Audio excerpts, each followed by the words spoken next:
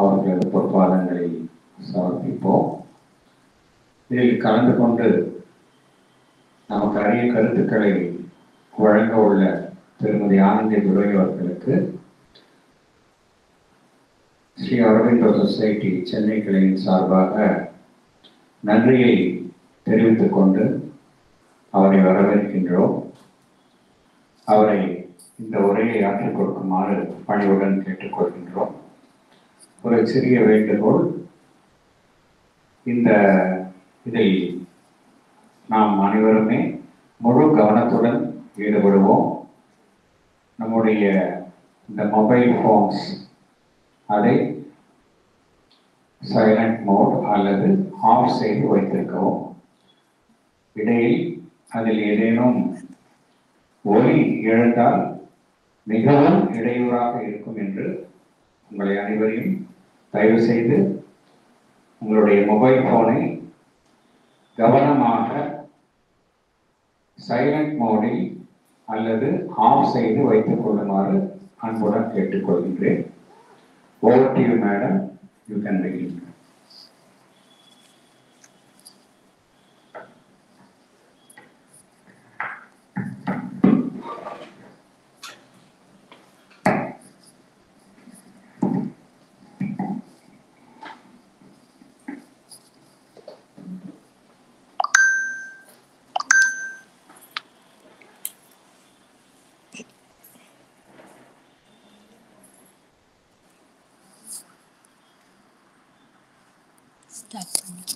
Start பண்ணலாமா?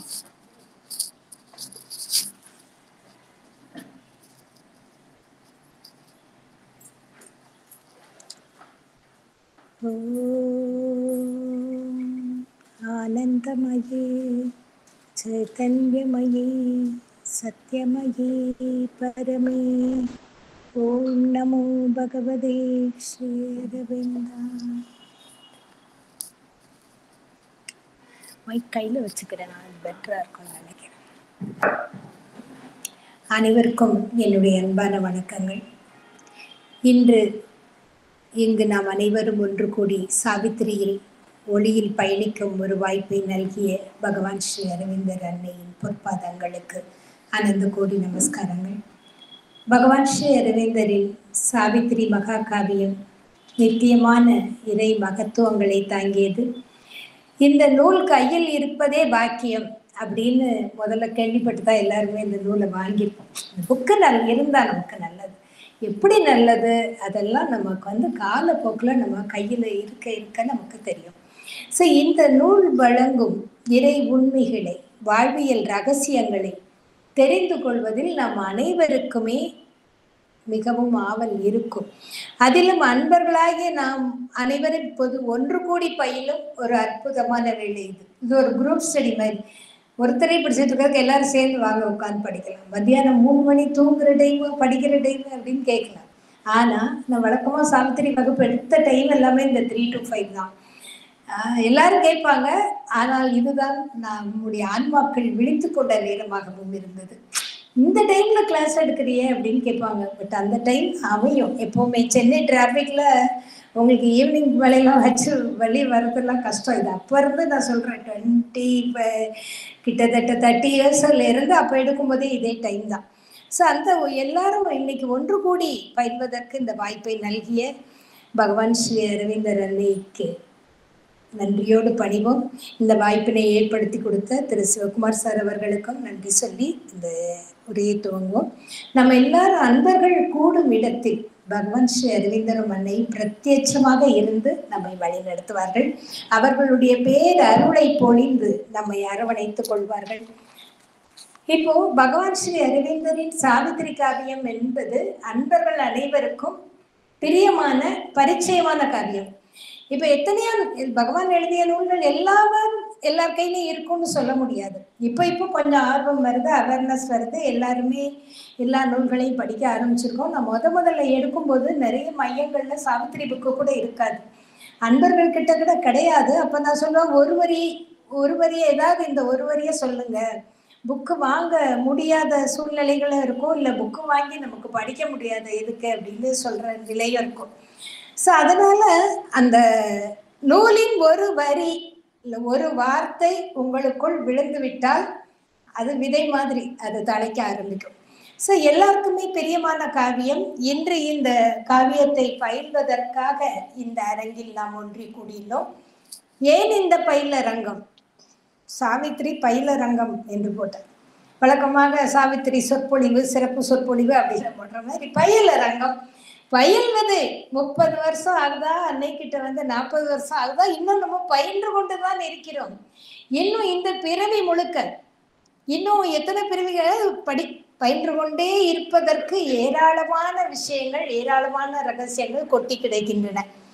இப்போ நான் எடுத்த முதல் வகுப்புக்கு வந்த என்னுடைய சகோதரி திருமதி மீரா சூரியநாராயணன் அவங்க வந்திருக்காங்க. நான் முதலில் சாவித்திரி வகுப்பு எடுக்கும் போது அதற்கு முன்பாக நாங்கள் ஒரு 3 பேர் சேர்ந்து இருந்து சாவித்திரி வாசித்தோம்.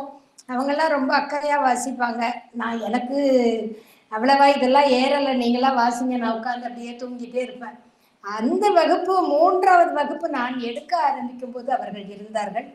அதே மாதிரி என்னோடு இத்தனை வருஷமா பயணித்து கொண்டு வருபவர் திருமதி பிரதிபா வசலாம் அவங்கெல்லாம்.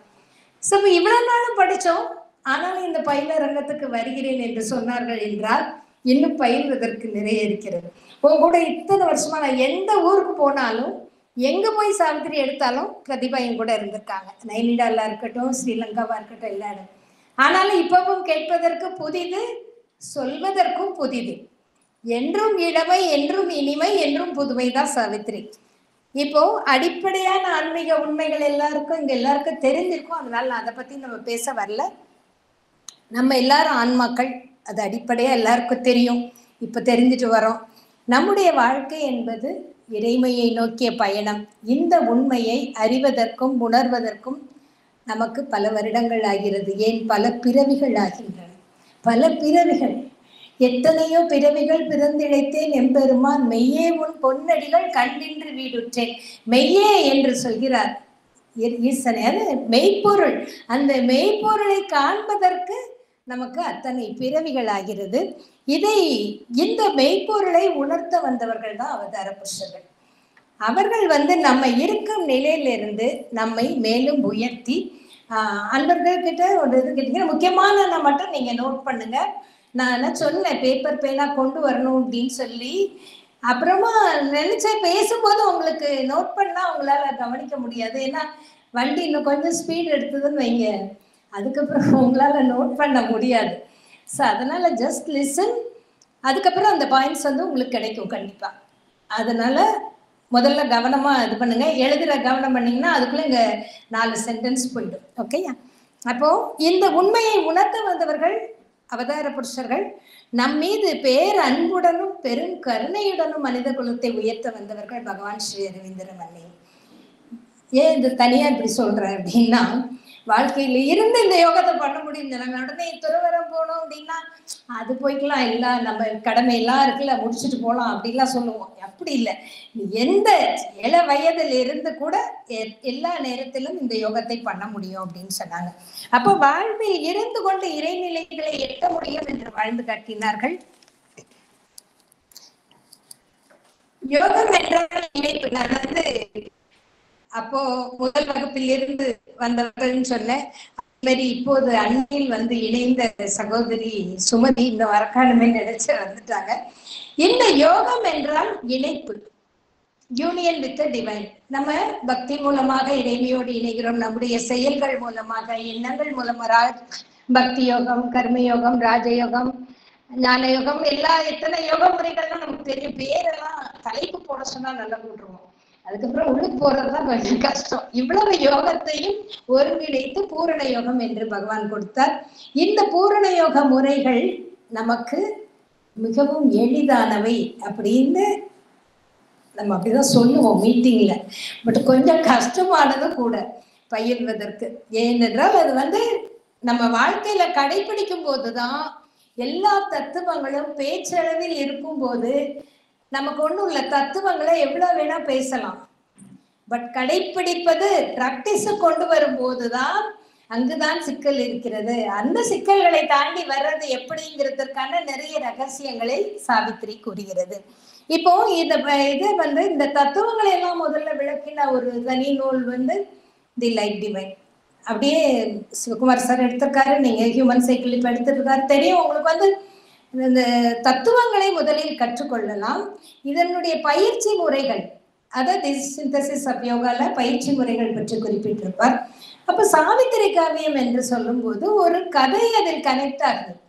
கதாபாத்திரங்கள் இருக்கின்றன, ஒரு கதை இருக்கிறது. அந்த கதாபாத்திரங்களுக்கு இடையே உள்ள அன்பு, ஆசை, பிணைப்பு, காதல், நேசம், ஏக்கம், எதிர்பார்ப்பு என்று எல்லாம் சேர்ந்து அவர்களுடைய வருத்தம் எல்லாமே இதுல லேசா அதெல்லாம் எசன்ஸ் தான் எடுத்திருக்காரு. அதை முழுக்க எடுக்கல அவரு. அந்த எசன்ஸை வச்சுட்டு இந்த காவியம் பின்னப்பட்டு இருக்கிறது. இதுல எல்லா நூல்களும் உன்னதமானவைகள் தான். ஆனால் சாவித்திரி காவியம் நம்முடைய அணுகுமுறைக்கு இன்னும் எளிதாக வசதியாக இருக்கிறது. ரொம்ப ஈஸியா தான் சாவித்திரியை மட்டும் நம்ம அப்ரோச் பண்ண முடியும். மற்றது பண்ண முடியும், ஆனா கொஞ்சம் இதை விட கொஞ்சம் கடினமா இருக்கும். சாவித்திரி மதர் சொன்னாங்க, அதனால இது ஒன்றே போதும் அப்படின்னு சொன்னாங்க. சாவித்திரி ஒன்றே போதும், அதே எப்படி ஒன்னே போதுமா அப்படின்னு அந்த ஒன்னையே நம்ம படிச்சு முடிக்கிறதுக்கு எவ்வளவு நாள் ஆகும்னு தெரியல, நிறைய படிச்சுட்டு இருக்கோம். சாவித்திரி உன்னை ஒருபோதும் கைவிடாத உறுதியான வழிகாட்டி. ஒன்னே படிச்சு முடிச்சுட்டோம்னா ஒரு சில சமயம் அந்த ஆரம்பிப்பாங்க இல்லையா, முதல் பேஜ்ல இருந்து கடைசி பேஜ் வரை படிக்கிறது, அப்படி ஒரு 10-20 தடவை கூட படிச்சு முடிச்சிடலாம், 10-20 தடவை எழுதி முடிச்சிடலாம். ஆனா இதுல உள்ள ஒரு கருத்தை பிராக்டிஸ் பண்ணி பாருங்க, 1 மாசம் பிராக்டிஸ் பண்ணி பாருங்க. It is something more difficult. கொஞ்சம் பயிற்சி வேணும், ஆர்வம் வேணும், முயற்சி வேணும். ஸோ அது மாதிரி மதர் சொல்றாங்க, இது ரகசியங்களுக்கெல்லாம் அதிரகசியமானது.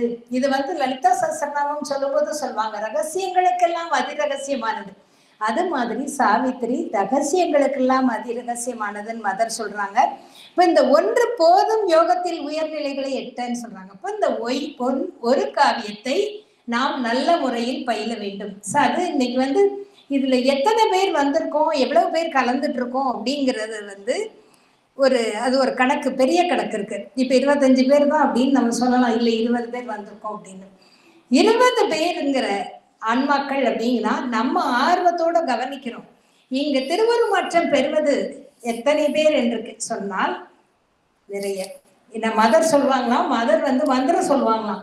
சொல்லும் போது இன்னைக்கு எத்தனை முறை மந்திரம் சொன்னா, ஒரு நிறைய க்ரோர்ஸ், அதாவது இன்ஃபினிட் க்ரோர்ஸ் அப்படின்னு சொல்லுவாங்களாம். இன்ஃபினிட் க்ரோர்ஸ் அப்படின்னு சொல்லும் போது எப்படி சொல்ல முடியும், அவ்வளவுக்கு நேரம் எங்க இருக்கும் அதற்கு அப்படின்னா, நான் ஒரு மந்திரத்தை உச்சரிக்கும் போது என்னுடைய உடலின் உயிர் அணுக்கள் எல்லாம் அதில் கான்சியஸாக பங்கேற்கின்றன என்று அன்னை சொல்கிறார். அது மாதிரி இப்ப நம்ம கான்சியஸா இருக்கும் போது நம்முடைய உயிரணுக்கள் எல்லாமே இங்க டிரான்ஸ்ஃபார்ம் ஆகுது. ஸோ இந்த எல்லாம் பார்ட்டிசிபேட் பண்ணுது, நம்முடைய ஆன்மா, உடல், உயிர், மன எல்லா தளங்களும் இங்க பார்ட்டிசிபேட் பண்ணுது. ஸோ இதுல சாவித்திரிக்குள் பொதிந்து வைக்கப்பட்டிருக்கும் அதி உன்னதமான ரகசியங்களை எல்லாம் நமக்கு தெளிவுபடுத்தணும்னு சொல்லி ப்ரே பண்ணிட்டு நம்ம சாவித்திரி புக்கை எப்பவும் எடுக்க ஆரம்பிக்கணும். ரகசியங்களை தெளிவுபடுத்தணும், அதுக்கப்புறம் அதை நம்ம பிராக்டிஸ் பண்ணணும். நான் படிச்சுட்டேன், இந்த இதுக்கு படிச்சுட்டேன், அது படிச்சுட்டேன், இதுல 5 லைன் படிச்சுட்டேன், இதுல 10 லைன் படிச்சுட்டேன், இதுல அடரேஷன் படிச்சுட்டேன், மிஷன் அண்டி குண் படிச்சுட்டேன் அப்படின்னு நம்ம முதல்ல நம்ம நான் தவறா நான் சொல்ல மாட்டேன் எப்பவுமே. ஏன்னா முதல்ல நம்ம எல்லாரும் அப்படிதானே படிப்போம், சின்ன சின்ன விஷயங்களாக ஸ்டெப் பை ஸ்டெப்பா போலாம். இப்போ முதல் சாவித்திரி பயில்வதற்கு முன், அன்னையிடம் வருவதற்கு முன், கிமு கிபின்னு சொல்ற மாதிரி அன்னையிடம் வருவதற்கு முன் வந்த பின் அப்படின்னு நம்ம ஒரு நோட் எடுத்துக்கலாம். அதே மாதிரி சாவித்திரி பயில்வதற்கு முன், சாவித்திரி பயின்ற பின். சாவித்திரி பயில்வதற்கு முன் நம்முடைய வாழ்க்கை எப்படி இருந்தது நீங்க யோசிச்சு பாருங்க, அனலைஸ் பண்ணி பாருங்க. சாவித்திரி பயின்ற பிறகு நமக்குள் எந்த விதமான தூண்டுதல் ஏற்பட்டது அப்படிங்கிறத நீங்க நோட் பண்ணுங்க. இப்போ நம்ம சாவித்திரி பத்தி பொதுவான ஒரு சில அன்னைக்கு ஒர்க் ஷாப் என்று சார் கேட்கும் போது நான் சொன்னேன், எனக்கு முதலில் எப்படி எடுப்பது அப்படின்னா, இதை முதல்ல சாவித்திரி பத்தி ஒரு முழு கண்ணோட்டம் நமக்கு தெரிஞ்சிருக்கணும் இல்லையா, அப்பதான் அதுல உள்ள ரகசியங்கள் நம்ம அடுத்து சொல்ல முடியும். அந்த முழு கண்ணோட்டத்துக்கு முதல்ல ஒரு சம்மரைஸ் பண்ணி இந்த கேண்டோஸ் எல்லாம் உங்களுக்கு தெரியணும். எல்லாரும் படிப்போம், ஃபுல்லா படிச்சிருக்கோம், ஆனாலும் என்னென்ன கேண்டோஸ் இருக்குங்கிறது கண்டிப்பா தெரிஞ்சிருக்கும். ஏன்னா நிறைய சாவித்திரி யஜ்ஞம்லாம் நடக்கு இல்லையா, அதனால. பட் இருந்தாலும் உங்களுக்கு ஒரு எளிய முறையில் அதை தெரிந்து கொள்வதற்காக ஒரு சின்ன ஒரு வழிமுறை. இதுக்கு வேற ஏதாவது இது சும்மா நானே யோசிச்சு சொல்றதுன்னு வச்சுக்கோங்க. அதாவது ஒரு சின்ன வழிமுறை. ஏன்னா ஏதாவது ஒரு செய்யணும்னா இதை எப்படி ஈஸியா செய்யறது, அம்மாமார் சொல்லி கொடுப்பாங்க பாருங்க. சமையல் பண்ணும்போது நீ பண்ண மாதிரி எனக்கு வரலன்னு ஒரு சின்ன டெக்னிக், சின்னதா ஒரு இது இருக்கும். இந்த அதுல இருக்கும் ரகசியம். அது மாதிரி ஒரு சின்ன டெக்னிக் வச்சுக்கோங்க. சாவித்திரி எத்தனை புக்கு? 12 புக்ஸ் எல்லாருக்கும் தெரியும். மொத்தம் எத்தனை கேண்டோஸ்? 49 கேண்டோஸ். எத்தனை பக்கம்? 724 பக்கம். இதெல்லாம் தெரியும்.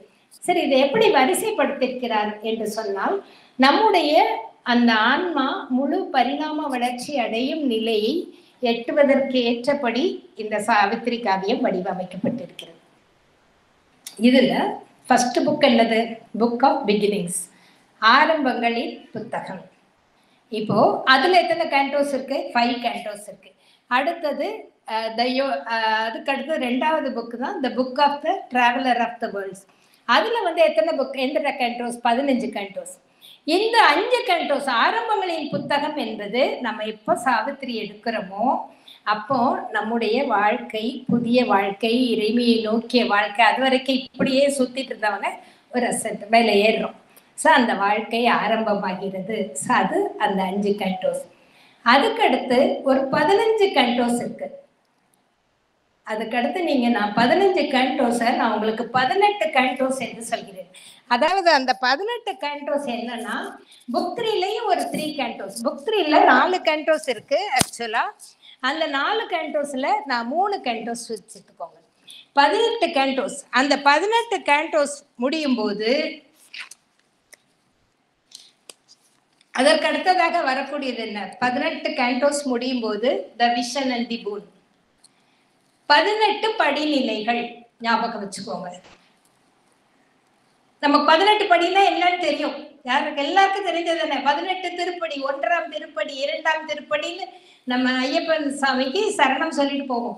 இந்த ஒவ்வொரு ரிலிஜியஸ் இதுவும் எப்படி வச்சாங்கன்னா, கிரேட்டர் மைண்ட் லெவல்ல உள்ளவங்க அதெல்லாம் அந்த இறைமையை நம்முடைய அணுகுமுறைக்கு ஏற்றவாறு அவர்கள் வரிசைப்படுத்தினார்கள். அவர்கள் இதற்கான ஒரு வரைபடத்தை உருவாக்கினார்கள். பகவான் சாவித்திரியில சொல்றாரு. அது மாதிரி ஒரு 18 திருப்படிகள் வச்சுக்கோங்க. 15 கேண்டோஸ் புக் 2ல. அதுக்கப்புறம் புக் 3ல 3 cantos. The pursuit of the unknowable, the adoration of the divine mother. அதுக்கு அடுத்தது the house of the spirit and the new creation. அதுக்கடுத்து 4வது canto the vision and the boon. 18 படிநிலைகளையும் நாம் கடக்கும் போது தேவி தரிசனம், ஜோதி தரிசனம், வரம் கொடுக்க பகுதி நடக்கும். ஓகேயா? ஆரம்பம் 5 நம்ம கரெக்டா, இது ஆரம்பம், நம்ம ஆரம்பிச்சிருக்கோங்கிறத நம்ம உணர்ந்தா அடுத்து 18 படிநிலைகளையும் கடக்கும் போது தேவி தரிசனம். இன்னைக்கு இது வரைக்கும் தான் நம்ம பார்க்க போறோம். ஓகேயா? இப்போ த சிம்பிள் டான். சாவித்திரி காவியம் சங்கேத வைகரை என்று தொடங்குகிறது. நம் வாழ்விலும் விடியல் ஏற்பட போவதற்கான ஒரு சங்கேத குறிப்பாக நாம் இதனை ஏற்றுக்கொள்ளலாம். உதாரணத்துக்கு நான் என்ன வச்சேதான் நான் உதாரணம் சொல்ல முடியும். ஏன்னா நான் இதை படிச்சிருக்கேன், இதை ரகசியத்தை சொல்றேன் அப்படின்னு சொன்னா நான் எப்படி அடிபக்கா இருந்து நான் வந்தேங்கிறத நானும் சொல்லணும் இல்லையா? நான் சின்ன வயசுல இருந்து 6 வயதில் இருந்து பக்தி மார்க்கத்துல இருந்திருக்கேன். கிட்டத்தட்ட ஞான மார்க்கத்துல இருந்திருக்கேன்னு சொல்லணும். நிறைய படிச்சேன். 20 வயதில் திருமணமானவொடனே ஒரு 10 வருஷம் நடுவுல கொஞ்சம் பக்கத்தை காணும். இந்த மாதிரி வாழ்க்கை வேறு விதமா போச்சு. ஆனா ஆர்வம் சின்ன வயசுல இருந்து அந்த ஆர்வம் இருந்தது. எனக்கு வேணும், இறைவன் வேணும், இறைவன் வேண்டும் என்ற ஒரு ஆர்வம் இருந்தது. ஏனென்றால் அது என் தந்தையிடம் இருந்து வந்தது. அவர் இறைவன் சொல்வார். இல்லைன்னா பிள்ளையார் கும்பிட்டியா, முருகன் கும்பிட்டியா, அப்படித்தானே நம்ம குடும்ப வழக்கப்படி எந்த சாமி கும்பிடுப்போம், அப்படிதான் கும்பிட்டுருப்போம். பட் என் தந்தையின் மூலமாக எனக்கு அந்த இறை உணர்வு ஊட்டப்பட்டது. ஸோ இறை உணர்வு ஊட்டப்பட்டதால் இறைவன் வேண்டும் என்ற ஒரு ஆர்வம் இருந்தது. அப்போ சாவித்திரி புக்கு தற்செயலாக ஆக்சிடென்ட்ல என்ன இவங்க படிக்கலாமா அப்படின்னு கேட்டாங்க. 3 பேர் உட்கார்ந்து வாசிக்க ஆரம்பிச்சோம். படிக்க ஆரம்பிக்கும் முதலில் நான் படிக்கவில்லை. அதெல்லாம் என்னுடைய அனுபவ பதிவுல சொல்லியிருப்பேன், நீங்க கேட்டுக்கோங்க. அதாவது முதலில் ஆரம்பிக்கும் போது என்னுடைய நிலை எப்படி இருந்தது என்றால், ஒரே இருள், வெறுமை, ஆழங்காண முடியாத சூன்யம், அப்படின்னு சொல்லுவாங்களே. நான் எதற்காக என்னோட முதல் வகுப்பில் இருந்து வந்தவர் என்று ஏன் சொல்கிறேன் என்றால், தெரியும் நான் அப்போது எப்படி இருந்தேன், இப்போது எப்படி இருக்கிறேன் என்பது அவர்களுக்கு தெரியும். அப்படி ஒரு இருள் என்றால் வாழ்க்கையில் இல்லை. அதாவது நம்முடைய உள்ள ஆழங்கள் இருளடைந்து இருக்கும். எப்படி நம்ம இந்த வாழ்க்கையில் இருந்து இறைவனை தேட முடியுமா, இறைவையை உணர முடியுமா, இறை ஆனந்தம்லாம் பெற முடியுமா அப்படிங்கிற ஒரு நிலை நமக்குள் உள்ள கடவுள் தன்மை. It was the hour before the gods awake என்று சொல்லி ஆரம்பிக்கிறார். நமக்குள் உள்ள கடவுள் தன்மை விழித்துக் கொள்வதற்கு முன்பான நேரம். இட் வாஸ் தான் போட்டிருக்காரு பகவான். சில இடத்துல அந்த இதை நம்ம கவனிக்கணும். Past tense. நாம் இந்த புத்தகத்தை திறப்பதற்கு முன்பான நேரம் கடவுளர்கள் விழித்துக் கொள்ளாத நேரமாக இருந்தது. எப்ப தொடரமோ அப்ப உள்ள கடவுள் தன்மை விழித்தாகி விட்டது. சாவித்திரியை பயில்வதற்கு முன்பாக அந்த நேரம் இருந்தது. அதே மாதிரி இங்கு கடவுளர்கள் விழித்துக் கொள்வதற்கு முன்பான நேரம் அவர் சொல்றது. சாவித்திரிக்கு அந்த பிரச்சனை அன்னைக்கு வரக்கூடிய நாள், அந்த நாளின் விடியல் அவர் சொல்றார். அவள் கடவுள் தன்மை வலுப்பெற்று கொண்டு இருக்கிறது உள்ளுக்கு. அன்னைக்கு வெளிப்பட போகுது. அந்த வெளிப்படுவதற்கு முன்பான நேரம் அப்படிங்கிறத சொல்லலாம். நம்முடைய வாழ்க்கையோடும் சொல்லலாம். இப்ப சாவித்திரியை கையில் எடுத்து விட்டோம். நம்முள் உரையும் கடவுள் தன்மை வெளிப்படைய தொடங்குகிறது. நம் வாழ்க்கையிலையும் புது விடியல் ஏற்பட போகிறது என்பது நமக்கு உணர்த்தப்படுகிறது. யார் எடுத்திருந்தாலும் சரி, இது எல்லாருக்கும். இப்ப நீங்க இங்க வந்திருக்கீங்களா, இங்க வராதவங்க, வெளியே இருந்து கவனிச்சுட்டு இருக்கவங்க எல்லாரும் அவங்களோட எல்லாருக்குமே அந்த எப்போ சாவித்திரி புக்கை தொடுகிறோமோ அப்போது ஒரு விடியல் ஏற்படுகிறது. இந்த நாள் Satyavan, it was the day that Satyavan must die என்று கொடுத்திருப்பார். இட் வாஸ் த டே. இந்த நாள் மரணமடையக்கூடிய நாளாக இருந்தது. இட் இஸ் த டே கொடுத்திருக்கலாம் இல்லையா? அந்த நாளை பத்தி தானே சொல்றாரு. இட் இஸ் த டே கொடுக்கல, இட் வாஸ் த டே. அந்த நாள் அப்படி இருந்தது. அந்த நாளிலேயே அந்த விதி மாறியது. அதை உடனே அன்னைக்கே மாத்தி விட்டார். அப்ப எவ்வளவு ஒரு ஸ்ட்ராங் லேடியா இருந்திருக்கணும், எவ்வளவு ஒரு ஸ்ட்ராங்கான.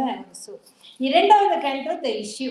சாவித்திரியின் பிரச்சனை என்ன, அவள் அந்த பிரச்சனையை எவ்விதம் வெற்றி கொள்ள போகிறாள், அவளுடைய பண்பு நலன்கள் என்ன, அதெல்லாம் பார்க்கணும். விதியை வெற்றி கொள்ள தயாராகிவிட்டால் எப்படி வெற்றி பெற போகிறாள்னா ஆன்ம பலத்தால். இந்த ஆன்ம பலத்தை அவள் எவ்வாறு பெற்றாள்? ஆன்ம பலத்தால ஜெயிக்கிறான்னு பார்த்தோம். அவ கோவிலுக்கு போகல, அங்க போகல, இங்க போகல, கணவன் கூடயே தான் இருக்கிறா. அந்த ஒரு வருஷமா அவனை விட்டு பிரியாம இருக்கிறா. அப்போ உள்ளுக்குள்ளதான் அவ தவம் பண்ணியிருக்கா, வெளியே எதுவும் பண்ணல. அந்த உள்முக தவம் எப்படி அமைந்தது, அதில் அவள் எப்படி ஆன்ம பலம் பெற்றாள்? கதை 3வது கேண்டோல பிளாஷ்பேக்ல திரும்புது கதை. மன்னர் அசோபதியின் யோகம்.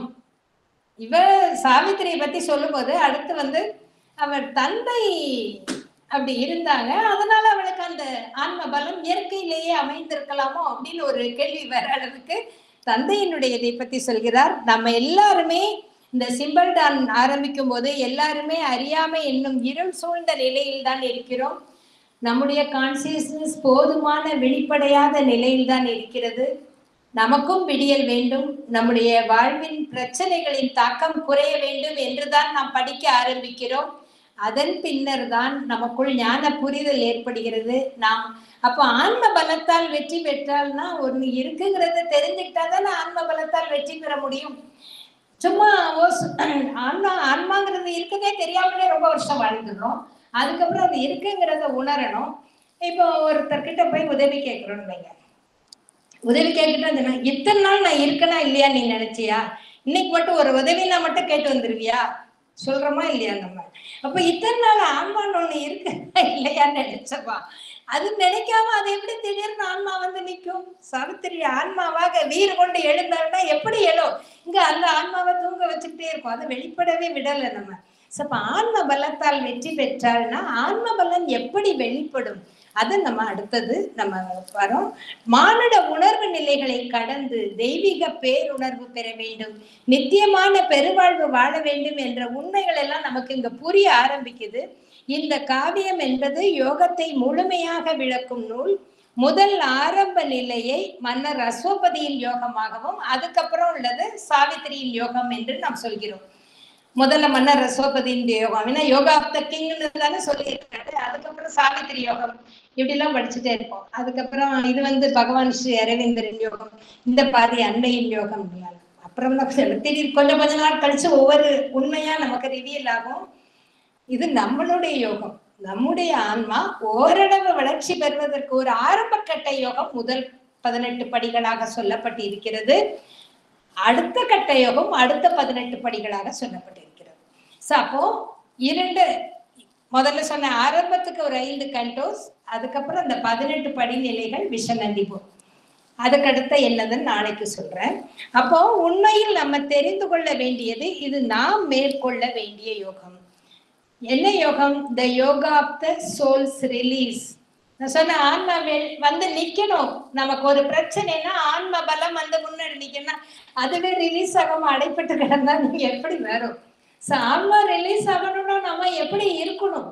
அது வரணும், வெளிப்படணும்னா அப்போ அதுக்கு ஞானத்தை எல்லாம் தெரிந்து கொள்ள வேண்டும். இந்த சீக்ரெட் நாலேஜ் அடுத்த கண்டோ. அதுக்கு அடுத்தது the yoga of the spirit's freedom and greatness.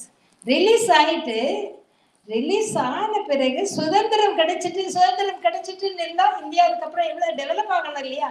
அந்த உயர்வை எட்ட வேண்டும். அது வந்து மன ரசோபதியினுடைய யோகமாக 3 நிலைகள். அப்போ இந்த 5 கண்டோஸும் புக் ஆஃப் பிகினிங்ஸ். ஆரம்பத்துல வந்து அவர் அந்த லைன்ஸ் கூட நான் உங்களுக்கு எழுதி கொண்டு வந்திருப்பேன். நேரம் என்பதை நேரத்தை பொறுத்து எந்த அளவுக்கு சொல்லலாம் அப்படின்னு வச்சிருக்கேன். அதாவது வந்து as if a soul long dead were moved to live என்று சொல்வார் பகவான் சாவித்திரி. பேஜ் நம்பர் 3ல it was the hour before the gods awake. என்ன காரணம்னு சொன்னேன். அதுக்கடுத்து பேஜ் நம்பர் 2ல calling the adventure of consciousness and joy என்று சொல்வார். இது வந்து சாவித்திரிக்குள் நாம் பயணிப்பது அது ஒரு அட்வென்ச்சர் மாதிரி, ஒரு சாகச பயணம். Adventure of consciousness and joy. நம்ம உணர்வின்மைக்குள்ள இருக்கிறவங்க அடுத்தடுத்த உணர்வு நிலைகளை பெற்று பேருணர்வு நிலையை எட்டுவது. அது நம்ம பேருணர்வு நிலையிலிருந்து தான் இந்த உலகத்துக்கு வந்திருக்கோம். திருப்பி அந்த நிலையை எட்டுவது.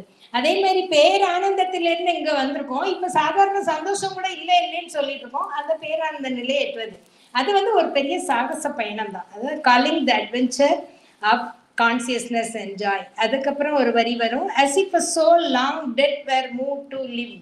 ரொம்ப வருஷமும் அந்த ஆன்மா கவனிக்கவே இல்லை, ரொம்ப தான் அப்படியே கிடக்கு. அது வந்து லேசா அசையுது, அப்படியே அசைய ஆரம்பிக்குது. சாவித்திரியை படிக்க ஆரம்பிக்கும் போது and all that was destroyed must be rebuilt and old experience labored out once more. All can be done if the God touches the. நம்ம வந்து இந்த முதல்ல என்னன்னா all that was destroyed, எதை இழந்தமோ அதெல்லாம் கிடைக்கணும் அப்படின்னு நமக்கு தெரிஞ்ச வரையில தான் நம்ம ட்ரை பண்ணுவோம், அப்படிதான் நினைப்போம். அதுக்கப்புறம் கொஞ்ச நாள்ல சாவித்திரி உணர்த்தும். அதான் சொன்ன சாவித்திரி வெளிப்படுத்தும் ரகசியங்கள். அது வந்து எதை இழந்தோம் ஏதோ ஒன்று முக்கியமான ஒன்றை இழந்திருக்கோம். நிறைய இவங்க உஷாமா நான் இது தொலைச்சேன் அது தொலைச்சேன் கிடைச்சது அப்படின்னு சொல்லி அவங்களோட இதுல எதை தொலைத்தோம் என்று நாம் முதலில் தெரியவில்லை. அப்ப வந்து நிறைய சின்ன பொருட்களை தொலைப்போம். தேடி ஏதோ இந்த தேடல் நமக்கு எதையோ உணர்த்தும். என்ன தேடல்? முக்கியமான ஒன்றை தொலைச்சது கூட தெரியாம, அதை தேடலும் கூட தெரியாம நம்ம உட்கார்ந்துருக்கமே, அதை வந்து உணர்த்தக்கூடியதுதான் சாவித்திரி. ஆல் கேன் பி தேடி எடுக்க முடியுமா, கண்டெடுக்க முடியுமானா all can be done if the god touches there. இறை ஸ்பரிசம் இருந்தால் நடக்கும். அப்ப இறை ஸ்பரிசத்துக்கு நாம் எப்படி தயாராக வேண்டும்? இதுல வந்து இது மாதிரி நிறைய விஷயங்களை நம்ம பார்த்துட்டு போறோம். இதுல இன்னும் சில முக்கியமான பாயிண்ட்ஸ் எல்லாம் இருக்கு. இப்போ ஆன்மாவானது அறியாமையில் இருந்தும் உணர்வின்மையில் இருந்தும் விடுபட வேண்டும். அடுத்ததாக பரிபூரண சுதந்திரம் பெற்று இறை ஞானத்தை மறை மெய்ஞானத்தை பெற வேண்டும். பரிபூரண சுதந்திரம் பெற்று மேலும் உயர வேண்டும். இதெல்லாம் அடிப்படையா நம்ம தெரிஞ்சு கொள்ள வேண்டியது. அதன் பிறகுதான் book 2 the book of the traveller of the worlds என்ற புக் 2 வருது. அப்போ ஆன்மா விடுதலை பெற்று ஞானத்தை உணர்ந்து கொண்டு சுதந்திரமாக இறைமைக்கான ஆர்வத்துடன் மேலும் மேலும் உயரும் போதுதான் உயர் உலகங்களை நோக்கி தன்னுடைய பயணத்தை துவங்குகிறது. அதுக்கு முன்னாடி எப்படி இருக்கு? இப்படியே சுத்தி செக்கு மாடு சுத்தி வந்தா சிங்கப்பூர் போகுமா அப்படின்னு மாதிரி சுத்திட்டே இருக்கு. தினா காலையில என்ன சமைக்க, மத்தியானம் என்ன சமைக்க, உனக்கு இதே வேலைதான் ஆம்பளைங்க ஈஸியா வர சொல்லிட்டு போவாங்க. அவங்களும் இதே மாதிரி ஏதோ ஒரு ரொட்டீனா ஒரு தாட்ஸ்லதான் அவங்களும் இருப்பாங்க. இவ காலையில இப்ப இது என்ன கேட்க போறாளோ, இந்த மத்தியானத்துக்கு இந்த லேடிஸோட கொஸ்டின்ஸ் ஃபேஸ் பண்றதுக்கே அவங்களுக்கு நிறைய இது இருக்கும். பட் பொதுவாக ஆணும் பெண்ணும் எல்லாருமே ஒரே ஒரு இதுல சுத்திட்டு இருப்போம். யாருமே மேல் நோக்கி முதலில் சிந்திப்பது இல்லை. அப்போ எப்போ வரும்னா, நம்முடைய ஆன்மா செயல்படாத நிலையில் இருக்கும்போது உடல் மன பிராண தளங்களில் மாறுபட்ட நிலைகளுக்குள்ளேயே நாம் சுற்றி வருகிறோம். அதுக்காக தான் எதுக்காக பிரம்ம முகூர்த்தத்துல எழுந்திருக்கணும்னு சொன்னது. பிரம்மத்தோடு இணைந்திருப்பதற்கு அது ஒரு நல்ல முகூர்த்த வேலை. பிரம்ம முகூர்த்தம் என்றால் பிரம்மத்தோடு இணைந்திருப்பது. ஏன்னா விடிந்த உடனே 1008 பிரச்சனை மண்டைக்குள்ள ஏற ஆரம்பிக்கும். அதுக்கு முன்னாடி வெளியே புற சத்தங்கள் நமக்கு டிஸ்டர்ப் பண்ணும். நம்முடைய புலன்கள் புறத்தை நோக்கி ஓடும். அதற்கு முன்பாக பிரம்மத்தோடு நம்மளை கனெக்ட் பண்ணிவிடும். அந்த பிரம்மத்தோடு இணைந்திருக்கும் நேரம் தான் பிரம்ம முகூர்த்த வேலை. அது முதலில் அதிகாலை பொழுது என்று சொன்னார்கள். அதன் பிறகு சாவித்திரியை வாசிக்க வாசிக்க, அதை நேசிக்க நேசிக்க பிரம்ம முகூர்த்தம் உங்களுக்கு எல்லா நேரத்திலும் சித்திக்காரு. எல்லா நேரமும் அவரோட இணைந்திருப்போம். அப்புறம் எனக்கு நமக்கு அந்த நேரம் மட்டும் இல்லை, எல்லா நேரமும் கனெக்ட் ஆக முடியும், ஈஸியா கனெக்ட் ஆக முடியும். அப்போ அது வரைக்கும் நம்ம ஆன்மா விடுபடுற வரைக்கும் வாழ்க்கையில சுத்தி சுத்தி வரோம். நம்முடைய வாழ்க்கையிலேயே ஒரே இருள், ஆழங்காண முடியாத சூன்யம் அப்படின்னு சொன்ன மாதிரி ஆழங்காண முடியாத சூன்யம், தட்டு தடுமாறி நிற்கும் நிலை. நம்ம வாழ்க்கையில எத்தனை பிரச்சனை இல்லை, எல்லா பிரச்சனையும் இருக்கு. நிம்மதி இல்லை, சந்தோஷம் இல்லை, பொருள் வசதி இல்லை, சுமூகம் இல்லை, சந்தோஷம் இல்லை, ஆரோக்கியம் இல்லை, எத்தனை இல்லை போடுவோம். எத்தனை இருக்கு அப்படிங்கிறதே நம்ம யோசிக்க மாட்டோம், அந்த பக்கம் கணக்கெடுக்க மாட்டோம். இதெல்லாம் இல்லை, நமக்கான மரியாதை இல்லை, மதிப்பு இல்லை, அந்தஸ்து இல்லை, எதாவது நிறைய போடுவோம். ஆனா நிறைய வெளியே தீர்வு தேடி பார்த்துட்டு பலன் கிடைக்கலேன்னு மதர்கிட்ட வருவோம். சரி சாவித்திரி படிங்க, சரி இதுல எது படிக்கலாம் கொஞ்சம் ஈஸியா சொல்லுங்களேன். அப்ப சரி இந்த பேஜ் படிங்க, அந்த பேஜ் படிங்க. அப்போ அப்படித்தான் முதல்ல. ஏன்னா எது படிக்கலாம்னு உடனே ஒரு குழந்தைக்கு அவ்வளவு படி, அவ்வளவு தெரிஞ்சுக்கோ, அவ்வளவு ஒரே நல்ல பிராக்டிஸ் பண்ணா நடக்கிற காரியமா கொஞ்சம் கொஞ்சமா படிக்கலாம். தீர்வு வெளியே தேடி பார்த்துட்டு அதுக்கப்புறம் அன்னையை சரணடைகிறோம். சாவித்திரி உனக்கு அனைத்து வரங்களையும் பெற்றுத்தரும் அப்படின்னு மதர் சொன்னாங்க. வாங்கி வைக்கிறோம். நான் ரொம்ப நாள் நான் சொல்லுவேன், நான் உண்மையை சொல்ல எப்போ வெக்கப்பட்டதே இல்லை. இந்த புக்கை வாங்கி வச்சது ரொம்ப நாள் இதை நான் படிக்க மாட்டேன், கண்டிப்பா படிக்க மாட்டேன் அப்படின்னு சொல்லியே வச்சிருந்தேன். தொடச்சு மட்டும் வேணாம், மதருக்கு சுத்தம் பிடிக்கும், இந்த புத்தகத்தை துடைத்து வைக்கலாம், தினமும் துடைத்து வைப்பேன். எங்க வீட்டுக்காரர் தான் இந்த புக்கு வாங்கி கொண்டு கொடுத்தோன்னே நான் சொன்னேன், எங்க தேவையில்லை, நான் தான் வேண்டான்னு சொன்னேன், எதுக்கு இந்த புக்கை வாங்கிட்டு வந்தீங்க, இதெல்லாம் நான் படிக்க மாட்டேன், எனக்கு நேரம் கிடையாது அப்படின்னு சொன்ன ஆனந்தி தான் இன்று இன்னைக்கு படித்து அதன் ரகசியங்களை பத்தி சொல்றேன்னா, ஏன்னா நம்முடைய அறியாமை திரை அவ்வளவு நம்மளை மூடி இருக்கும், அதை விட்டு வெளியே வர அனுமதிக்காது. அதனால பொறுமையாகத்தான் சாவித்திரிக்குள் பயணம் செய்ய வேண்டும். ஒளியில் பயணம் செய்வதற்கு இந்த இருள் நிறைந்த நம்முடைய அந்த நிலைகள் நமக்கு முதல்ல ரொம்ப தடையா இருக்கும். அதெல்லாம் தாண்டி நம்ம பயணம் செய்ய ஆரம்பிக்கணும். இப்ப பயணம் செய்ய ஆரம்பிக்கும் போது பயணம் தொடங்குது. 18 படி, படின்னு சொல்ல மாட்டாங்க இல்லையா, திருப்படி என்று சொல்வார்கள். முதல் 1ஆம் திருப்படி, 2ஆம் திருப்படின்னு சொல்றாங்க. இப்ப 18 முதல் படி பார்ப்போம். தியானத்தின் மூலமாக உள்முகமாக செல்லும் போது நம்முடைய மானிட கண்களால் காண முடியாதவற்றை எல்லாம் பார்க்கிறோம். வேர்ல்டு ஸ்டார் முதல்ல உலக ஏணிப்படி உள்ளுக்குள்ள போறாரு. வெளியவே பார்த்துட்டு இவங்க அப்படி இருக்காங்க, அவங்க அப்படி இருக்காங்க, அது சரியில்லை, இது சரியில்லை, எல்லாம் சரியில்லை, சரி எல்லாம் சரியில்லாமலே இருக்கட்டும். கண்ணை மூடி கொஞ்ச நேரம் தியானத்துல போகணும். அப்புறமா கொஞ்சம் கொஞ்சமா அந்த நேரத்தை இன்க்ரீஸ் பண்றோம். உலக ஏணிப்படியெல்லாம் பார்க்கறதுக்கு நமக்கு ரொம்ப காலம் ஆகும். உடனே ஏணிப்படி தெரியலேன்னு நினைக்காதீங்க. முதல்ல கொஞ்சம் கொஞ்சமா தெரிய ஆரம்பிக்கும். நம் மனதால் அறிந்து கொள்ள முடியாதவற்றை அறிந்து கொள்கிறோம். அப்படிதான் சாவித்திரியை நான் தெரிஞ்சுட்டது. நம்முடைய மனசால என்னுடைய அறிவல்லாதனால முதல்ல சொல்லிடுறேன், நான் நிறைய படிக்கலாம் இல்லைங்க, ஏடறிய, எழுத்தறிய, பாடறிய, படிப்பறியெல்லாம் சொல்லிடுறேன் ஃபர்ஸ்ட். ஏனென்றால் நான் மனம் கொண்டு அறியவில்லை, என்னுடைய அறிவு கொண்டு அறியவில்லை. எனக்கு உணர்த்தப்பட்டதை நான் அன்பர்களுடைய முதல் நாள்ல இருந்து நான் எந்த ரெஃபரன்ஸ் புக்கோ வச்சு படிச்சு கூட இருப்பவர்களுக்கு தெரியும். நான் படிச்சு அதுக்கப்புறம் அதுக்கு ப்ரிப்பேர் பண்ணி நான் கிளாஸ் எடுக்கல. எடுப்புல எனக்கு இன்னைக்கு வகுப்பு எடுக்கணும் அப்படின்னு ஏன்னா புக்கை மூடியே வச்சிருந்தவன், அதை படிக்க மாட்டேன்னு வச்சிருந்தவனுக்கு உணர்த்தப்பட்டது. ஸோ அது அது ஏதோ பூர்வ ஜென்ம புண்ணியமோ அது என்னன்னு தெரியல. அதி அற்புத காட்சிகள் கிடைக்கின்றன. அடுக்கடுக்காக படிக்கட்டுகள் போல் அமைந்துள்ள உலகங்களை காண்கிறார். படிக்கட்டுகள் மாதிரி உலகம் இருக்கு அப்படின்னு சொல்றாரு. இது என்னன்னா உணர்வு நிலையின் பல்வேறு படித்தரங்கள், கான்சியஸோட லெவல்ஸ், பல்வேறு நிலைகள், அதை பல்வேறு உலகங்களாக இங்கு பகவான் வர்ணிக்கிறார். Different levels of consciousness. இப்போ இந்த கான்சியஸ்னஸ் பத்திய பெரிய அவேர்னஸ் வந்திருக்கு. ஈவன் யங்ஸ்டர்ஸ்க்கெல்லாம் கூட வந்திருக்கு. ஸோ அந்த கான்சியஸ் லெவல்ல மனிதன் உயரும் போதுதான் அடுத்தடுத்த கட்ட நிலைகளை எட்ட முடியும். இதெல்லாம் பகவான் நமக்கு 100 வருஷத்துக்கு முன்னாடியே இதை நம்ம கொடுத்துருக்காரு. நம்ம எவ்வளவு பெரிய அற்புத பாக்கியசாலிகளா இருந்திருக்கணும். அப்போ நம்முடைய கான்சியஸ்னஸ் படிப்படியாக உயரும் போது ஆன்மா தன்னுடைய உயர்ந்த இலக்கை எட்டுகிறது. எல்லாருடைய ஆன்மாக்களும் இதே பாதையில தான் போய் ஆகணும். ஒவ்வொருத்தருக்கும் வேற வேற ரூட்லாம் கிடையாது. எனக்கு ஸ்பெஷல் ரூட்டு, 500 ரூபாய் டிக்கெட்டு, இங்க 1000 ரூபாய் டிக்கெட்டு, அதெல்லாம் கிடையாது. எல்லாரும் இந்த ஒரே பாதையில தான் பயணம் செய்தாக வேண்டும். பிரபஞ்சமளாவிய இந்த திட்டத்தின் பிரதியானது நம் ஒவ்வொருவருக்குள்ளும் நம்முடைய ரகசிய ஜீவனில் மிக நுட்பமான முறையில் பதிவு செய்யப்பட்டு நடைமுறைப்படுத்தப்படுகிறது. நம்முடைய ஆன்மா இப்படி எப்படி அப்படி போகணுங்கிறதுக்கு அதுக்கான திட்டம் எங்க இருக்கா? நம்ம ஒவ்வொருத்தருக்குள்ளேயும் ரெக்கார்ட் பண்ணி அந்த சிப் பொருத்தப்பட்டிருக்கிறது. இறைவனிடமிருந்து இந்த உலகத்துக்கு வருகிறோம். இன்வல்யூஷன், இறங்குமுக பயணம். அது எப்படி நிகழ்கிறது என்றால் அங்கிருந்து வரும். அங்கிருந்து வரும்போது எப்படி இருப்போம்? ஞானம் பொருந்தியவர்களாக, ஒளி பொருந்தியவர்களாக, ஆனந்தம் மிக்கவர்களாக, நித்தியமானவர்களாக இருப்போம். அங்கிருந்து இங்க வரோம். இறங்க இறங்க இறங்க அறியாமை, அப்படியே அறியாமையின் துணை கொண்டு இறங்குகிறோம். ஏறுமுக பயணம் என்பது ஞானத்தின் துணை கொண்டு நிகழ்கிறது. அப்ப சாவித்திரி என்ன? ஒளி, ஞானம்.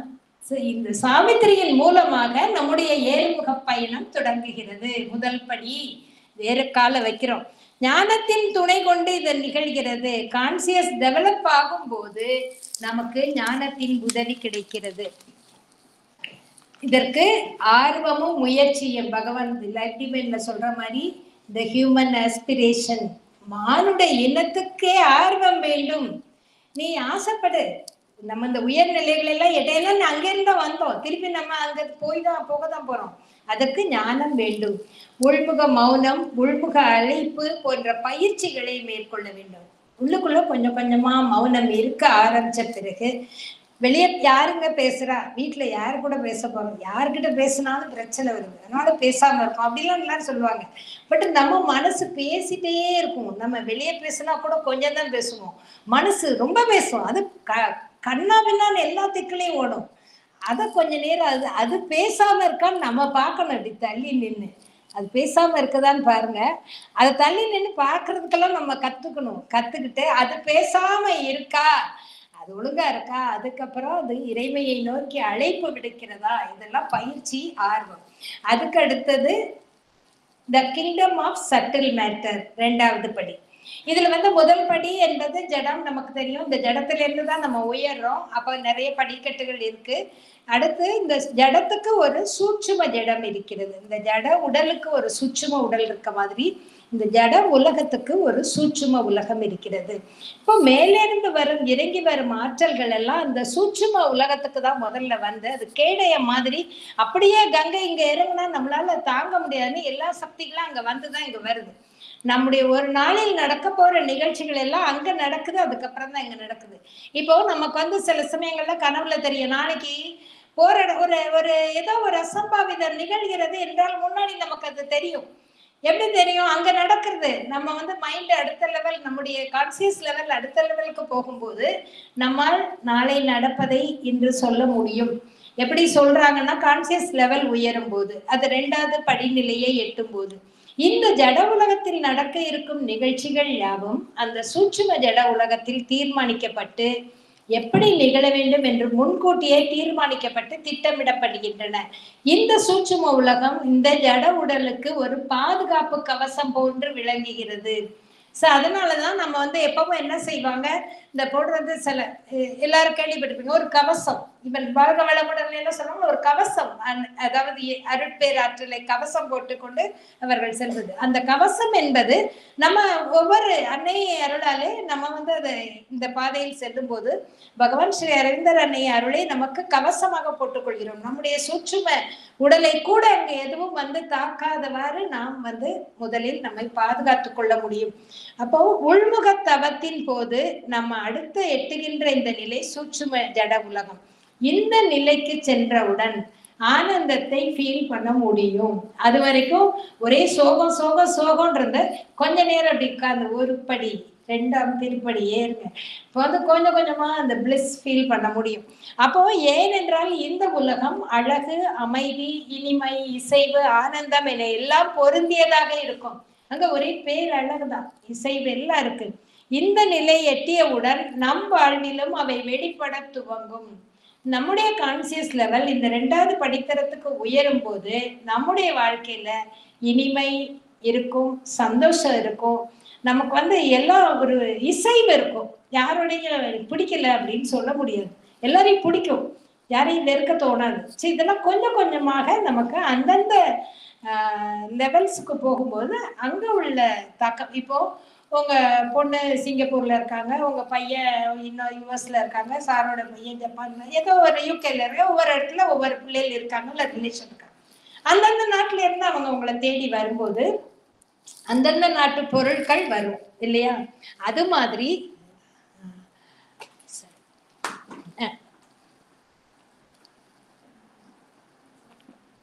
அந்த நாட்டு பொருட்கள் உங்கள் வீடு தேடி வருவது போன்று இந்தந்த உலகத்தோடு தொடர்பு கொண்டால் அந்தந்த உலகத்தோட சௌபாக்கியங்கள் எல்லாம் நமக்கு கிடைக்க ஆரம்பிக்கும்.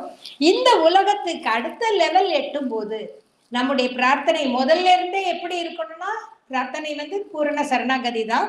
நம்முடைய பிரார்த்தனை எப்படி இருக்க வேண்டும் என்றால், சாவித்திரி கேட்கிற மாதிரி சொர்க்கலோக வரங்கள் யாவும் பூமிக்கும் வேண்டும் என்று கேட்கக்கூடிய பிரார்த்தனையாக இருக்க வேண்டும். அப்பதான் அடுத்த படியை ஏற முடியும். எனக்கு என் பிள்ளை கல்யாணம் ஆகணும், என் பொண்ணு கல்யாணம் ஆகணும், எனக்கு வீடு வாங்கணும், கார் வாங்கணும், இது பிரார்த்தனை. இது வந்து நம்ம இருக்கிற நம்ம இருக்கிற லெவல்ல நின்னேதான் நம்ம பண்ணிட்டு இருப்போம். அதை தாண்டி எல்லாருக்கும் நல்லதாகணும் அப்படி நீங்க சொன்னீங்கன்னா அடுத்த ஸ்டெப் ஏறிடுவீங்க. இந்த ஸ்டெப் ஏறும்போது நம்ம வந்து பிரார்த்தனை விரிவடைந்ததாக இருக்க வேண்டும். அன்னமய கோஷம் என்று சொல்லக்கூடிய இந்த ஜடம், அதை தாண்டிய சூட்சும ஜடம் போன்ற நிலைகளை கடந்து உள்ளுக்குள் செல்கிறோம், அடுத்த லெவலுக்கு ஏறுறோம். அடுத்ததாக இருப்பது பிராணமய கோஷம். இந்த அன்னமய கோஷத்தை தாண்டி அதனுடைய சூட்சும ஜடத்தை தாண்டி பிராணமய கோஷம். பிராணமய கோஷம் என்று சொல்லும் போது இது லைஃப் எனர்ஜி, உயிர் சக்தி, பிராணசக்தி, வாழ்வு சக்தி அப்படிலாம் சொல்றோம். அதை வந்து 3வது படிநிலையை பகவான் சொல்கிறார், the glory and the fall of life. 3வது படிநிலை இந்த உயிராற்றல் வந்து அவ்வளவு உன்னதமான நிலையில இருந்தது, இப்ப கீழே இறங்கி இருக்கு.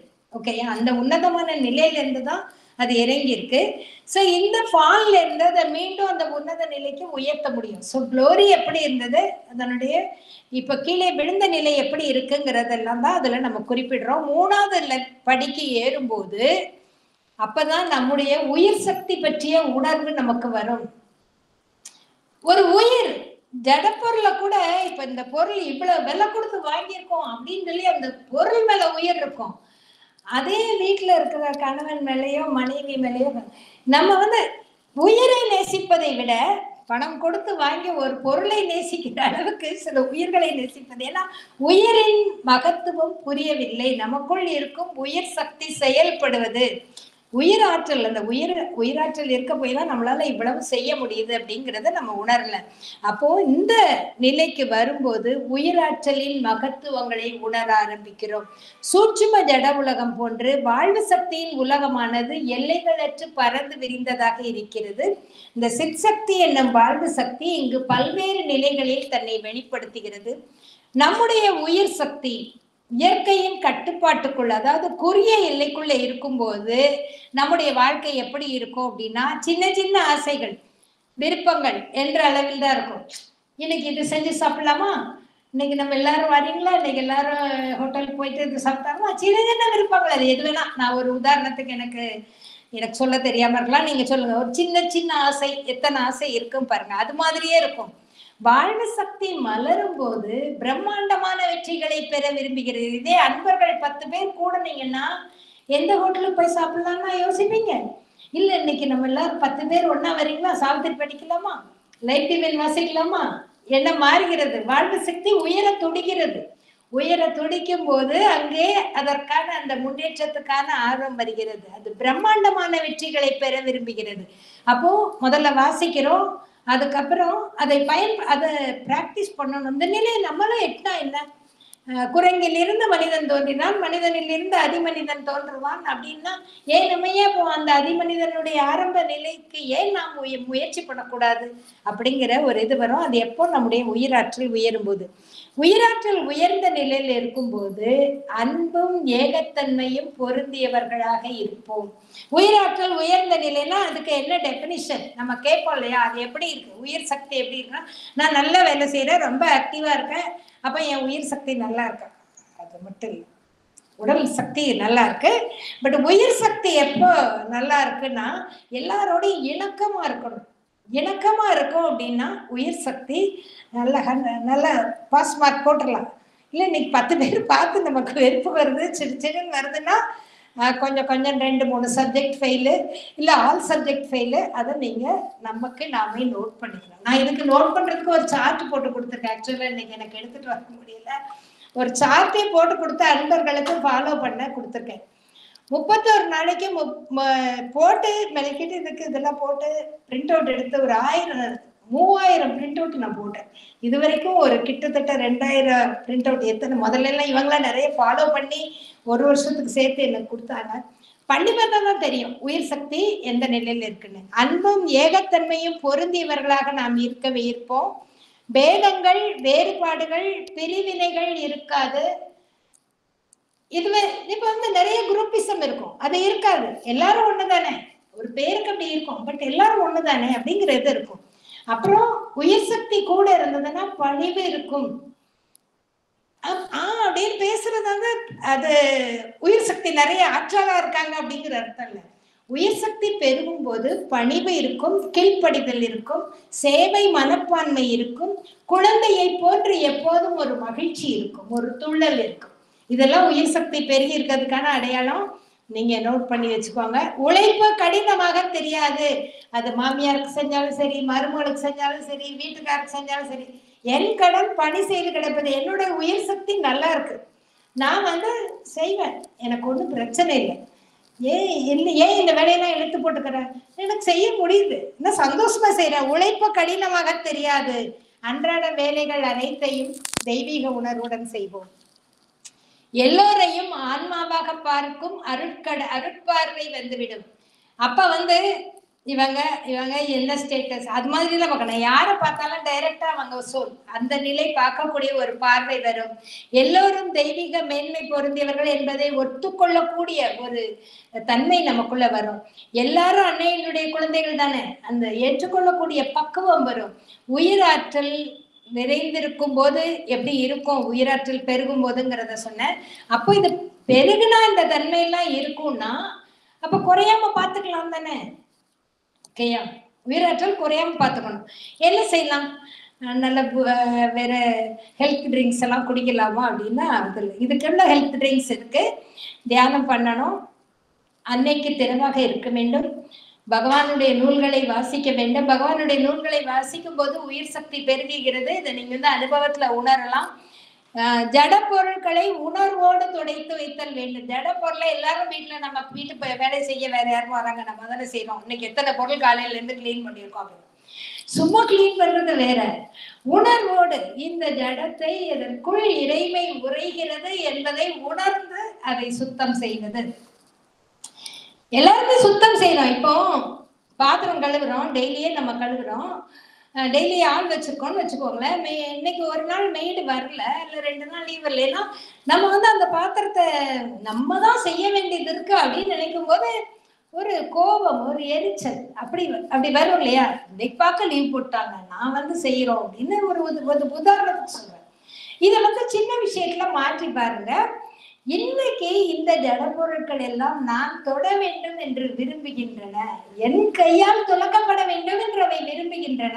மாத்தி யோசிச்சு பாருங்க, ஜடத்தில் இருந்த ஆன்மா வெளிப்படும்.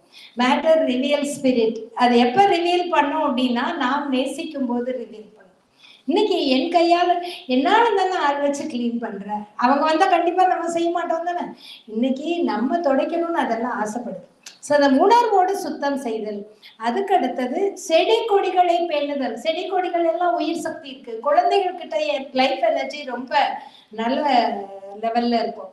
ஏன்னா அவங்களுக்கு மனசு டெவலப் ஆகல பாத்தீங்களா. நமக்கு மனசு ஓயாம நம்மளை படுத்துது.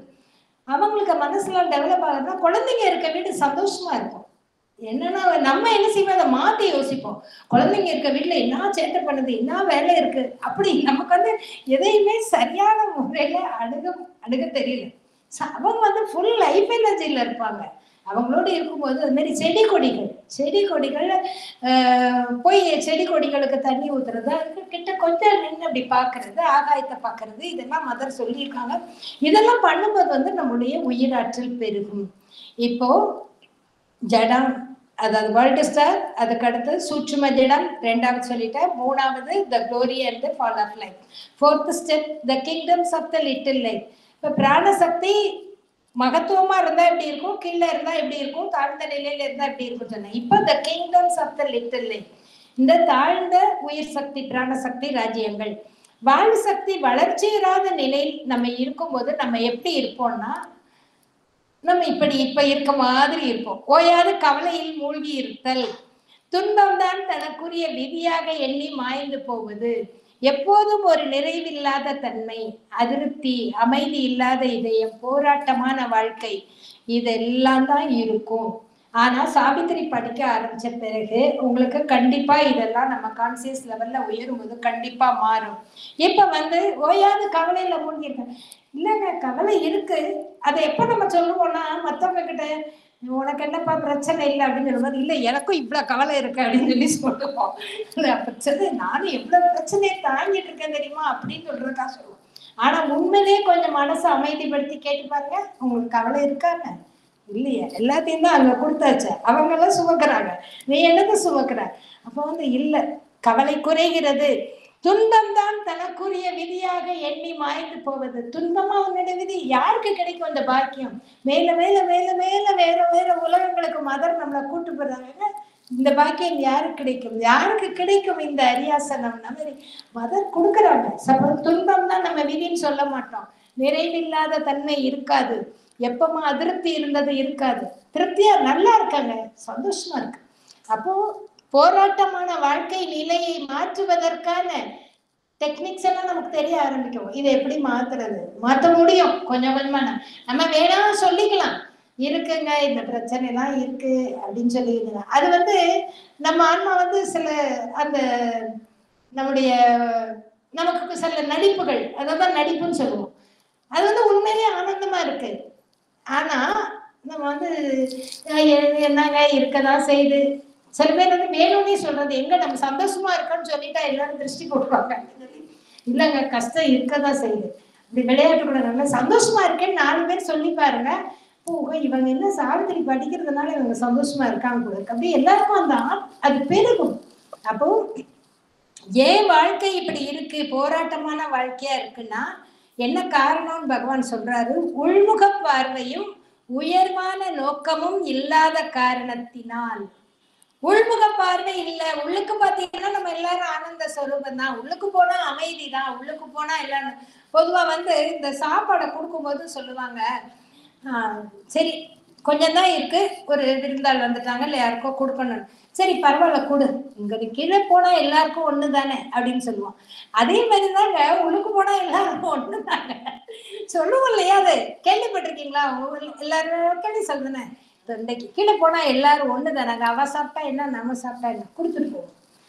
அதே மாதிரி உள்ளுக்கு போக போக உள்முக பார்வையில் எல்லாருமே இங்க கடந்து இந்த அறியாமையில கடந்து உழன்று பாடுபடதான் வந்துட்டு, அதுவும் பாடுபட்டு இருக்கு, நம்மளும் பாடுபட்டு. சரி, உள்முக பார்வை இருந்தால் சரி போவோம், அந்த ஆன்மாவும் நல்ல நிலைக்கு வரட்டும் அப்படின்னு வேண்ட முடியும்.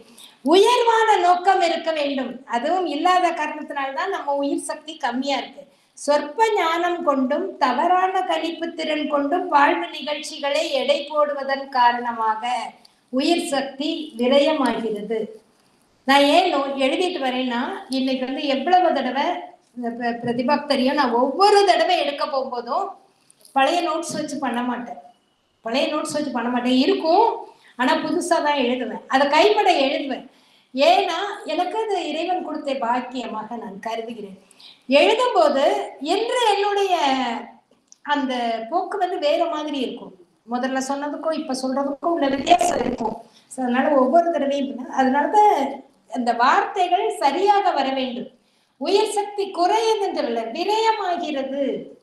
எப்போ நம்ம ரொம்ப உள்முக பார்வை இல்லாமல் இருக்கும்போது, தவறான கணிப்பு திறன் கொண்டு பண்ணும்போது எல்லாம் உயிர் சக்தி குறையமாகிறது. அப்ப என்ன சொல்லுவோம்ல, ஏதாவது என் பிராணனை எதுக்கு பிராணனை எடுக்கனா நம்மளால பேலன்ஸ் பண்ண முடியல. அதனால ஏற்கனவே அங்க இல்லை, அது போய் இன்னொருத்தர் எடுத்தா என்ன? அப்ப பெருக்கிறதுக்கு நம்ம என்ன செய்யணுங்கிறதெல்லாம் யோசிச்சுக்கணும்.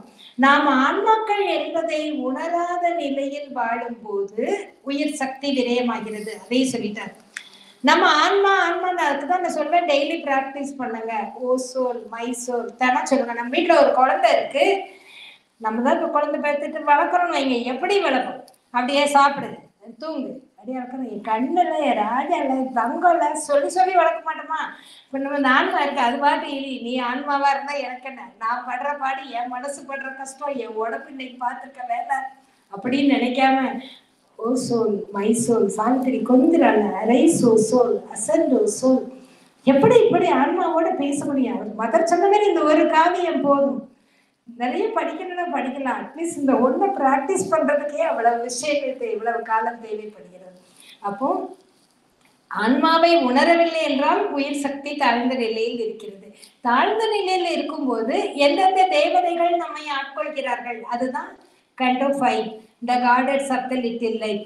நம்முடைய உயிராற்றல் வளர்ச்சியிராத நிலையில் இருக்கும்போது அந்த லெவலுக்கு, அந்த கட்டுப்பாட்டு ஏரியாக்குள்ள ஒருத்தர் இருப்பாங்க, சில தேவதைகள் இருப்பாங்க. அந்த தேவதைகள்லாம் நீங்க தான் இருக்கியா, நான் தான் இந்த கிளாஸ் டீச்சர், பார்க்கிறோம் நல்லா வச்சு செய்வாங்க. அப்ப வந்து மனிதன் அறியாமையில் இருக்கும்போது, தெய்வீக உணர்வு இல்லாத இருக்கும்போது அவனுக்குள்ள புகுந்து முழுவதுமாக ஆட்கொண்டு விடுகிறார்கள். அப்ப என்ன ஆகும்னா, எதுக்கு எடுத்தாலும் கோவம், சொல்லதானே செய்யற, இதுக்கே கோவப்படுற அப்படிமா. அங்க இருக்கிறது வேற, உள்ள உட்கார்ந்து ஆட்டி வைத்து மிருகம் என்று அடங்கி விட்டுதடா, அமைதி தெய்வம் முழு மனதில் கோவில் கொண்டதடான்னு ஒரு பாட்டு வரும் இல்லையா? ஆட்டி வைத்த மிருகம் என்பது என்னன்னா, இந்த தாழ்ந்த நிலையில் இருக்கும்போது அதற்கென்று சில தேவதைகள் இருக்கிறார்கள். அவர்களுடைய கட்டுப்பாட்டுக்குள்ள நம்ம இருக்கோம். எதுக்கெடுத்தாலும் கோபம், பொறாமை, எரிச்சல் வரும். ஒரு விஷயத்த கேட்கும் போதே எரிச்சல் வரும். அதாவது என்ன சொல்லுங்க அப்படி சொல்றது கொஞ்சம் நிதானமா, அதான் மதர் சொன்னாங்க, ரிசப்டிவிட்டி, உள்வாங்கும் திறன். ஒரு விஷயத்த கேட்கும் போதே இப்ப என்ன அப்படின்னு கேட்கறது, ஓகே அப்படி கேட்கிற அளவுக்கு எவ்வளவு பொறுமை வர வேண்டும். அதெல்லாம் நம்ம கொஞ்சம் கொஞ்சமா கொண்டு வரணும். இதெல்லாம் இல்லாம இருக்கணும். அப்போ ஏன்னா இதெல்லாம் இருக்கு, ஏன் இப்படி இருக்கு அப்படின்னா, ஒரு நமக்கு இல்லைன்னு வச்சுக்கோம், நமக்கு இல்லைன்னு நம்ம நினைச்சுப்போம், நமக்கு இருக்கும். ஆனா நம்ம வந்து நம்ம கிட்ட உள்ள கோபம், எரிச்சல், பண்படாத தன்மையெல்லாம் நம்ம சொல்ல மாட்டோம். கூட இருக்கிறவங்க படுத்துற பாட்டுல எனக்கு கோபம் வருதுங்க அப்படின்னு சொல்லணும், எனக்கு எரிச்சல் வருதுன்னு சொல்ல மாட்டோம். கூட இருந்து படுத்துற பாட்டுல கோபம் வருது, எரிச்சல் வருது, இல்லைன்னா நான் வந்து அப்படியே நேரே டைரக்ட் கான்சியஸ்னஸை பிடிச்சி போயிடுவேன். இங்க எனக்கு லோயர் கான்சியஸ்ல இருக்க மாதிரி இருக்கா அப்படின்னு நம்ம சொல்லுவோம். அவங்க குணம் சரியில்லை அப்படின்னு சொல்லுவோம். அப்படி சொல்லக்கூடாது. இல்லை, எப்படி சொல்லணும் அப்படின்னா, அவர்களுக்கு உயிராற்றல் குறைவாக இருக்கிறது, இல்ல நமக்கு குறைவா இருக்கு, நம்மளால அக்செப்ட் பண்ண முடியல, இல்ல அவர்களுக்கு குறைவாக இருக்கிறது, அதனால அவங்க இப்படி பிஹேவ் பண்றாங்க. சோ அப்ப என்ன செய்யணும்? ஒருவர் பொறை இருவர் நட்பு என்று சொல்வது போன்று ஒருவர் தியானம் செய்தால் வீட்டுல இருக்க இந்த 2 பேரோ 3 பேரோ 4 பேரோ எல்லாருக்கும் உயிராற்றல் பெறும். ஓகேயா? சோ இதுதான் சீக்ரெட், இதுதான் டெக்னிக். உயிராற்றல் பெருகுனா தன்னை போல கோபம் குறைஞ்சிடும். என்னது ஏழாத மாடு தானே கத்திட்டு கிடக்கும் அப்படின்னு சொல்லுவாங்க ஊர்ல. ஏழ மாட்டாம கத்திட்டு இருக்காங்க, அது ஏழ மாட்டாமன்னா அது லோக்கல் லாங்குவேஜ். இயலவில்லை, முடியவில்லை, என்ன செய்ய தெரியல, அதுக்கு ஒரே கோபம், ஒரு எரிச்சல். எதுக்கு கோபப்பட்ட? ஏதோ தெரியாம கோபப்பட்ட, தெரியல. ஏனென்றால் அந்த எனர்ஜி லெவல் கம்மியா இருக்கு. ஸோ அந்த எனர்ஜி லெவல் வரணும்னா, மதர் வீட்டுக்கு வந்துட்டாங்கனாலே எனர்ஜி லெவல் கூடிடுது. குறையாது கண்டிப்பா. அதுக்கு மேல நம்ம அதிகப்படுத்துறது நம்மளோட முயற்சியில இருக்கு. அடுத்தது, உடலில் இந்த தாழ்ந்த நிலையில இருக்கும்போது நம்ம என்ன செய்வோம் அப்படின்னா, 18 படி ஏறணும், 5வது படியில தான் இருக்கிறேன், மணி 4:45 முடிக்கணும். ஓகேயா? இதுவரை சாவித்திரி எடுத்ததுல இந்த டைம்ல தான் நான் ஒரு 6 ஹவர்ஸ்க்குள்ள எடுக்கிறேன்னு சொல்லியிருக்கேன். இது வரைக்கும் அது பல மணி நேரங்கள், பல வருடங்கள் அப்படின்னா இந்த 6 ஹவர்ஸ். ஓகேயா? அதனால உங்களுக்கு முக்கியமான பாயிண்ட் சொல்லிட்டு வரேன். தாழ்ந்த நிலையில இருக்கும்போது உடலின் பராமரிப்பை பற்றி மட்டுமே சிந்திச்சுட்டு இருக்கோம். உடலை பராமரிக்கணும், ஏன்னா ஜடத்தை பேணணும், ஜடத்துல இறைவன் இருக்காரு, பேணணும். ஆனா அதை பற்றியே சிந்திக்கிறது, அது பற்றிய தேவைகள், அதுலயே தன்னுடைய ஆற்றலை செலவிடுவது, அகந்தையின் வெளிப்பாடு, சிற்றின்ப அனுபவங்களில் நாட்டம், அதீத நாட்டம், இது போன்ற தாழ்ந்த நிலைகளிலேயே ஈடுபட்டிருந்தால் உள்ளார்ந்த ஜீவனை பற்றிய விரிவான ஞானம் ஏற்படாது. இப்போ ரொம்ப தாழ்ந்த நிலையில இருக்கிறோம் அப்படின்னா அது நம்ம தப்பு இல்லைங்க, உயிர் சக்தி கம்மியா இருக்கு. உயிராற்றல் இன்னும் கொஞ்சம் வேணும்னா சிற்சக்தியாகி அன்னையிடம் பிரார்த்தனை செய்ய வேண்டும், உயிராற்றல் பெருகும். அப்ப ஆட்டோமேட்டிக்கா நம்ம இப்படி லோயர் லெவல்ல போக மாட்டோம், ஹையர் லெவலுக்கு வருவோம். இதுக்கு என்ன செய்யலாம்னா, அலைபாயும் மனது. ஏன்னா மனம் தலையிடுது. ஏன்னா அடுத்த மனம் வந்த பிறகுதான் நம்ம மனிதன்கிற மனம் கொண்டவன் மனிதன். மனம் அதுக்கு கீழே உள்ள 2 பிள்ளைகள், இந்த மூத்த பிள்ளை என்ன செய்யும் தெரியுமா, கீழே இருக்க 2 பிள்ளைகளையும் கண்ட்ரோல் பண்ணும். அம்மா இல்லாத நேரம் அடிச்சு விட்டுரும், கிள்ளி விட்டுரும், அதெல்லாம் பண்ணும். சரி, இந்த மனம் என்ன செய்யும், இந்த உயிர் சக்தியும் உடலையும் முன்னேறவே விடாது, தன்னோட கண்ட்ரோலுக்குள்ளேயே வச்சிருக்கோம். அப்போ அதனால அது ஏதாவது அது அலையிற மாதிரி இதையும் கூட சேர்த்துட்டு சுத்துற மாதிரி பண்ணும். அலைபாயும் மனதை அடக்க வேண்டும். அன்றாட இன்ப துன்ப அனுபவங்களை ஆன்மாவை அறிந்து கொள்வதற்கு உதவக்கூடிய அம்சங்களாக ஏற்று முன்னேறும் வண்ணம் நமக்கு பயிற்சி அளிக்க வேண்டும். வாழ்க்கையில டெய்லி இருக்கு, எல்லாருக்கும் எல்லா சுகதுக்கங்கள்னு தானே சொல்றோம், சுகங்கள்னா சொல்றோம், இந்த துக்கம் சுகதுக்கம் இன்ப துன்பம் அது சேர்ந்து ரெட்டப்பிறவி மாதிரி சேர்ந்து வருது. அப்ப அதெல்லாம் 2மே அனுபவங்களாக ஏற்பதற்கு பயிற்சி கொடுக்க வேண்டும். கவலை, வெறுப்பு, விரக்தி, சோர்வுக்குள் மூழ்கி கிடத்தல், இதெல்லாம் இருந்தா உயர் வாழ்வு நிலையை, உயர்ந்த உயிர் சக்தியை நம்ம பெற முடியாது. அப்போ வாழ்க்கைக்கென்று உன்னதமான அர்த்தம் இருக்கிறது என்பதை உணர்ந்து அதற்கேற்ற பயிற்சிகளை நம்ம செய்யும் போது அடுத்த கட்ட நிலைக்கு போக முடியும். நம்முடைய உண்மை நிலையை நாம் உணராது இருக்கும் வரை இந்த தாழ்ந்த சக்திகளின் பிடிக்குள்ளதான் இருப்போம். 5ஆம் கிளாஸ் பாஸ் பண்ண மாட்டோம், புரிஞ்சுக்கணும், சரியா? 5ஆம் கிளாஸ் பாஸ் பண்ணணும்னா, இது பிடியில இருந்து வெளியே வரணும்னா உயிர் சக்தி. அப்ப சொல்லுவாங்கல்ல, அந்த காலத்துல எல்லாம் படிக்கும்போது, நீ 2ஆம் கிளாஸ் தான் படிச்சியா, நான் 5ஆம் கிளாஸ் படிச்சிருக்கேன். அது மாதிரி இப்ப நம்ம சொல்லிக்கலாம், எந்த 5வது படியில் அடிக்கிறோம்னா நிறைய அடுத்தடுத்த படிக்க உயர்வதற்கு நிறைய முயற்சி எடுக்கணும். நம்முடைய அறியாமை நிரம்பிய இதயத்தை இந்த சக்திகள் தூண்டிவிட்டு விவேகம் இல்லாமல் பேசும் நிலைக்கு நம்மை ஆளாக்கிவிடும். ஏன் இப்படி பேசணும், ஏன் இப்படி சொன்னோம் அப்படின்னே தெரியாத அளவுக்கு இந்த சக்திகள் நமக்குள்ள தூண்டி விட்டு இதெல்லாம் பண்ணும்.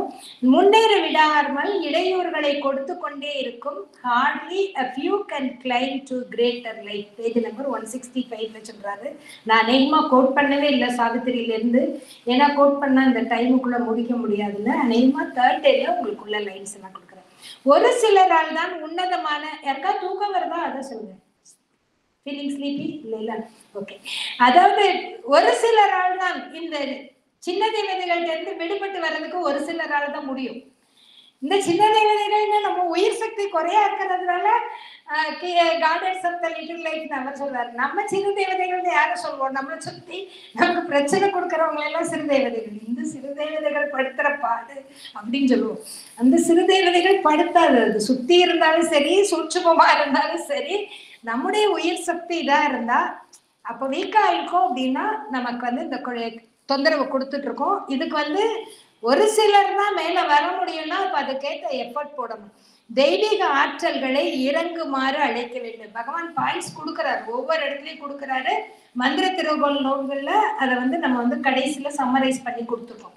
தெய்வீக ஆற்றல்களை நமக்குள் இறங்குமாறு அழைக்க வேண்டும். இந்த பயிற்சி நம்ம எப்பவும் அன்பர்களுக்கு கொடுக்கறது. இவங்க கேட்பாங்க, இந்த பயிற்சி என்ன எவ்வளவு நாள் செய்யணும், இது என்ன மாத்திரையா மருந்தா, 3 நாள் சாப்பிட்டா போதும் சொல்றதுக்கு டெய்லியே செய்யணும்.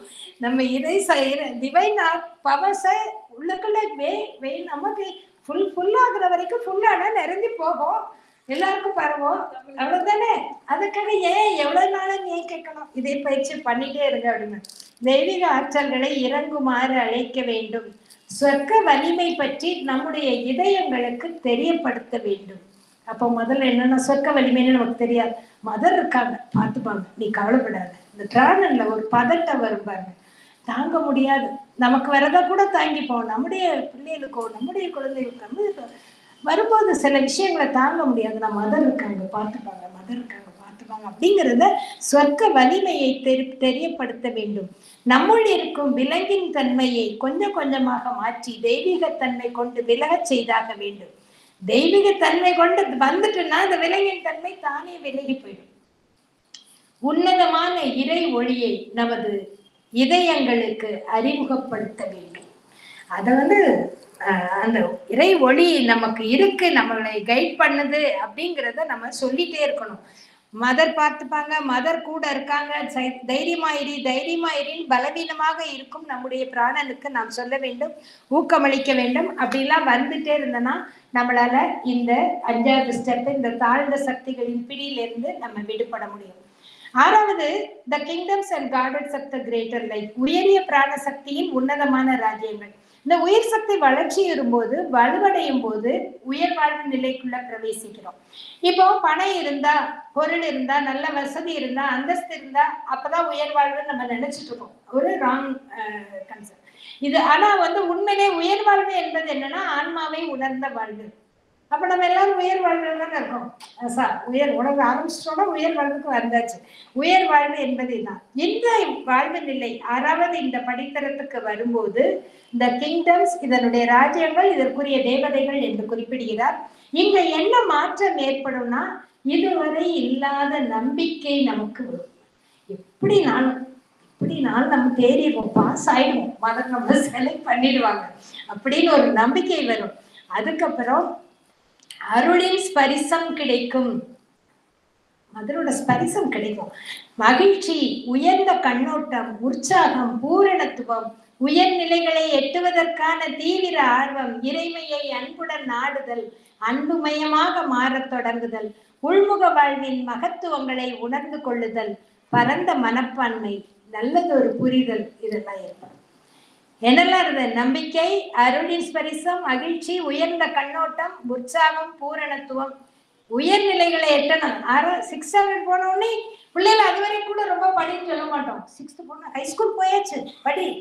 6ஆம் கிளாஸ் போனாச்சுன்னா அடுத்தடுத்த நிலைக்கு போகணுங்கிற ஆர்வம் வரணும். அப்போ கொடிய துன்பங்கள் கூட தன் ஆணி வேரில் இன்பத்தை பதுக்கி வைத்துள்ளது என்பது புரியும். பொதுவாக துன்பத்தை தாங்கி கொண்டு அன்னையை நோக்கி முன்னேறக்கூடிய திறன் நமக்கு வரும். இந்த நிலைக்கு வரும்போது நம்முடைய உயிராற்றல் இன்னும் புதுப்பொலிவோடு, ஒரு புது வலிமையோடு செயல்படும். அதனுடைய அப்ப உயிராற்றலுக்கு புரியணும் என்னன்னா, இது ஓய்வு. நம்ம என்ன சொல்லுவோம், அதற்கு முன்பாக இதை நீங்க நம்முடைய வாழ்க்கையில வச்சு கனெக்ட் பண்ணி பார்த்துக்கோங்க. அதற்கு முன்பாக இந்த அன்னையிடம் முதலில் நிறைய பேருக்கு எதுக்கு வாழணும், வாழ்க்கை வாழ போயிடலாமா அப்படின்னு தோன்ற அளவுக்கு ஒவ்வொரு ஆன்மாவுக்கும், நான் சொல்றேன், சாவித்திரி படிக்கிறவங்களுக்கோ படிக்காதவங்களுக்கோ எல்லாருக்குமே ஒரு கட்டத்தில் உயிரை மாய்த்து கொள்ளலாமா என்று தோன்றும். எந்த நிலைக்கு வந்த பிறகு தோன்றாது என்று பகவான் கூறுகிறார். வாழணும், வாழ்வதற்காக பிறந்திருக்கிறோம். இந்த நிலைக்கு வந்த பிறகு வேண்டாம், அப்ப நான் எதுக்கு இருக்கேன், நான் போயிடுறேங்கிற வார்த்தை நம்ம வாயில வராது. ஏன்னா பகவான் அதுக்கு என்ன சொல்றாருன்னா, மரணம் கூட உனக்கு உதவாது, உதவாது. அது இன்னும் அது போயிட்டா எல்லாம் தீர்ந்துடுற மாதிரி திருப்பி எல்கேஜில இருந்து படிச்சுட்டு வரணும் தாயே, வேண்டாம்.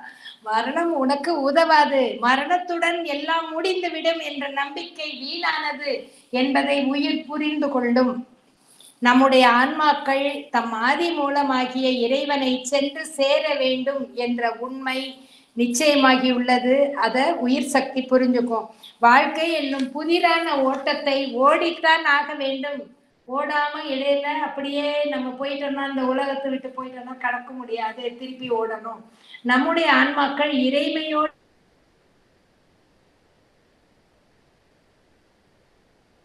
பயணத்தை நாம் மேற்கொள்ளும் போது நம்ம உயிர் போகணும்னு நினைக்காது.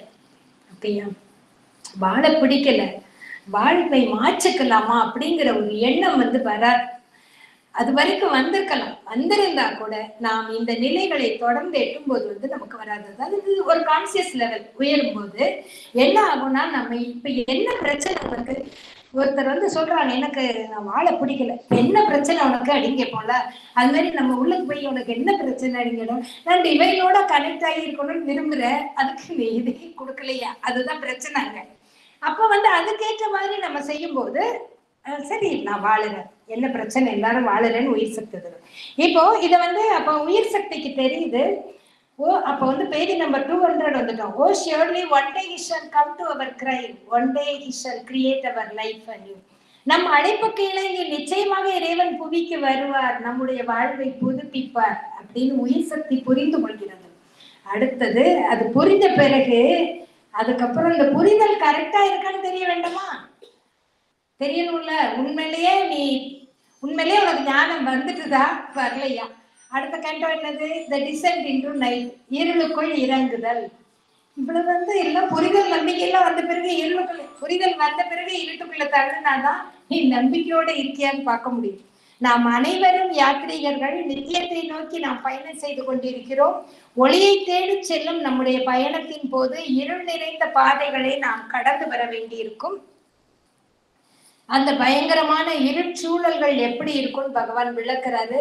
ஸோ அப்போ நம்ம சாவித்திரிய சும்மா முதல்ல இருந்து அப்படியே தொடர்ந்து ஆளுக்கு 2 பேஜ் வாசிச்சுட்டே போகும்போது அதுல நமக்கு அவ்வளவும் அந்த நேரத்துல கிராஸ் பண்ணிக்க முடியாது. பொறுமையா படிச்சு பாருங்க. அப்ப எவ்வளவு இருட்சூழல்கள் நம்முடைய இன்றைய உலக வாழ்க்கையிலையும் பார்க்கும், அதெல்லாம் இருக்கு. இதை எப்படி கடப்பது அப்படின்னா அதற்கான ரகசியங்கள் அந்த பகுதியில் அடங்கியிருக்கிறது. 1, 2 மட்டும் இப்ப சொல்ற. இறை நாமத்தை இடைவிடாது உச்சரிக்க வேண்டும். சொல்லிட்டே இருக்கணும், சொல்லிக்கிட்டே இருங்க. எவ்வளவு நேரம் சொல்ல முடியுமா, சும்மா இருக்கிறாங்களா அந்த மனசு எதையாதுன்னு சொல்லும், நீ மந்திரத்தை சொல்லு அப்படின்னு சொல்ல வைக்கணும். இறை நாமத்தை இடைவிடாது உச்சரிக்க வேண்டும். இறைவனை இதயத்துள் வைத்து உணர்ந்து உணர்ந்து பூஜிக்க வேண்டும். இறை உணர்வு என்னும் ஆயுதத்தை ஏந்தியவர்களாக இருக்க வேண்டும். இப்ப மதர் படம் உடனே மகாகாளியரசன் கையில திரிசூலம் அப்படின்னு படம் கொடுக்குறாங்க. மதர் மகாகாளியரசன் எப்படி இருக்காங்க, அப்படி சிரிச்சுட்டு அன்போட இருக்காங்க. வந்துட்டியா, அன்பினால் அனைத்தையும் வெல்ல முடியும் என்பதை காட்டுபவர் நம்ம அன்னை. அப்போ இந்த டிவைன் கான்சியஸ்னஸ் என்னும் ஆயுதத்தை ஏந்தி கொண்டு இருளை கடந்து வர முடியும். இறை நம்பிக்கை என்னும் வாளை கையில் ஏந்தி நடக்க வேண்டும். அவர் சொல்றாரு, வாள், திரிசூலம் எல்லாத்தையும் சொல்றாரு. ஆனா எது வாள் எது சூலம் என்பதையும் சொல்கிறார். இறை நம்பிக்கை என்னும் வாள், நம்முடைய கரங்கள் எப்போதும் தயார் நிலையில் இருக்க வேண்டும். முன்னாடி எந்த சக்தி வந்தாலும் தள்ளிட்டு போறதுக்கு கரங்கள் தயார் இருக்க வேண்டும். கண்கள் விழிப்புடன் இருக்க வேண்டும். எந்த நேரம் இருட்டுக்குள்ள நடக்கும்போது எப்படி நடப்போம், இருட்டுக்குள்ள நமக்கு பாதை தெரியாது, ஆனா அப்ப ரொம்ப கவனமா நடப்போம். அது மாதிரி விழிப்புடன் இருக்க வேண்டும். முன்னோக்கி குறி வைத்தவாறு, ஒரு ஈட்டியை போன்று, ஈட்டி எப்படி பிடிப்போம், முன்னோக்கி குறி வைத்தவாறு பயணிக்க வேண்டும். ஒளியினுடைய காலாட்படையின் வீரர்களை போன்று, கதாநாயகர்கள் போன்று துடிப்புடன் முன்னேற வேண்டும். அப்படி இருக்கணும். அந்த இருளை கடந்து வரும் வரைக்கும் ரொம்ப அலர்ட்டா இருக்கணும். இது துன்பம் தரும் சூழ்நிலைகள் நம்முடைய வாழ்க்கையில இருக்கும்போது அப்படியே இப்ப நான் கவலைப்படுறதுக்கான டைம் அப்படின்னு உட்கார்ந்து கவலைப்படக்கூடாது. இப்ப இன்னும் இறைமையை நோக்கி முன்னேறதுக்கான துடிப்போடு இருக்க வேண்டும். 8வது step, the world of falsehood, the mother of evil and the sons of darkness. இருட்டுன்னு சொல்லிட்டாரு, அதுக்கிடையில உலகம், பொய்மையின் உலகம், பொய்மையின் அன்னை அப்படிலாம் சொல்லும் போது நமக்கு பக்கமே பயமா இருக்கு. இந்த தினத்திற்கு வரும்போது நிறைய டெஸ்ட் இருக்கு. 8வது படி நிறைய டெஸ்ட் இருக்கு. பிழை, தவறு, தீமை செய்வதற்கான தூண்டுதல்கள் ஏற்படும். இவ்வளவு தூரம் ஏறி அந்த நம்மளை கீழே தள்ளி விடுறதுக்கு நிறைய முயற்சி.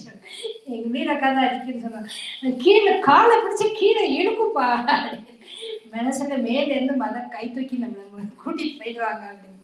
அது மாதிரி இங்க சொல்கிறார், பிழை, தவறு எல்லாம் செய்வதற்கான தூண்டுதல் ஏற்படும். இறைமைக்கான தேடலை இல்லாமல் செய்யும். மதர்கிட்டே போக முடியலங்க என்னால. எத்தனை பேர் சொல்லியிருக்கீங்களா இல்லையா? என்னால தியானம் பண்ணவே முடியல, சாவித்திரி புக்க தொடவே முடியல. இறைமைக்கான தேடலை இல்லாமல் செய்யும். வாழ்வு சக்தி விரயமாக்கப்படும். விலங்கின் இயல்புக்குள் தள்ளப்படுவோம். மீண்டும் கீழே உருட்டி விடுவது போன்று பரமபத விளையாட்டுல மேல போய் ஒரு பாம்பு கொத்தி விட்டு கீழே இருக்கிற மாதிரி இருக்கும். அசுர சக்திகள் எவ்விதமெல்லாம் முயற்சி செய்த தெய்வ குழந்தையான கிருஷ்ணனை அழிப்பதற்கு எப்படி அசுர சக்தி முயற்சி செய்ததோ அதே மாதிரி நம்ம 8வது ஸ்டெப் வந்துட்டோம்ல, நம்மளுக்கு எல்லாம் தெய்வீகம் முளைவிட ஆரம்பிச்சுக்கலாம். அது கிள்ளி எறிவதற்கு எதிர்மறை சக்திகள் பாடுபடும். அப்போ நீங்க இன்னும் அவேர்னஸா முன்னேறணும். அதற்காக சொல்றாரு, இந்த இடத்தில் நாம் நின்று விடுவதற்கோ ரிட்டர்ன் ஆவதற்கோ சாத்தியக்கூறுகள் நிறைய. அதுலயே நின்றுவோம், அதுக்கு மேல போக மாட்டோம். என்னன்னா என்னங்க 30 வருஷம் மதக்கிட்ட இப்ப பிரச்சனை பிரச்சனை பிரச்சனை, என்னால ஒண்ணுமே பண்ண முடியல. அப்போ நீங்க அவேர்னஸ் இந்த இடத்துல வரணும். நின்று விடக்கூடாது, ரிட்டர்ன் ஆகக்கூடாது. கண்டிப்பா கொஞ்சம் நின்று தாங்கிட்டாலே அடுத்த ஸ்டெப் ஏற முயற்சி பண்ணணும். ஆனா ரிட்டர்ன் ஆகி விடக்கூடாது. அப்போ இறை நம்ம ஆர்வத்தோடு இருந்தால் பகவான் சொல்றாரு, இறை தூதுவர்கள் உதவ முன் வருவார்கள், நாம் அவர்களை இருக பற்றி கொள்ள வேண்டும். அழகா டெக்னிக்ஸ் ரகசியங்கள் பூரா கொட்டி கிடக்குதுங்க, கொட்டி கிடக்குது. நான் இப்ப ஒரு சில முத்துக்களை தான் நான் உங்களுக்கு எடுத்தேன். ஆர்வத்தோடு இருந்தனா அவ்வளவு துன்பங்களையும் தாக்கு பிடிச்சிட்டு நிக்கிறோம். தாக்கு பிடித்து கொண்டு நிற்கும் போது அவர்கள் உதவ முன்வருகிறார்கள்.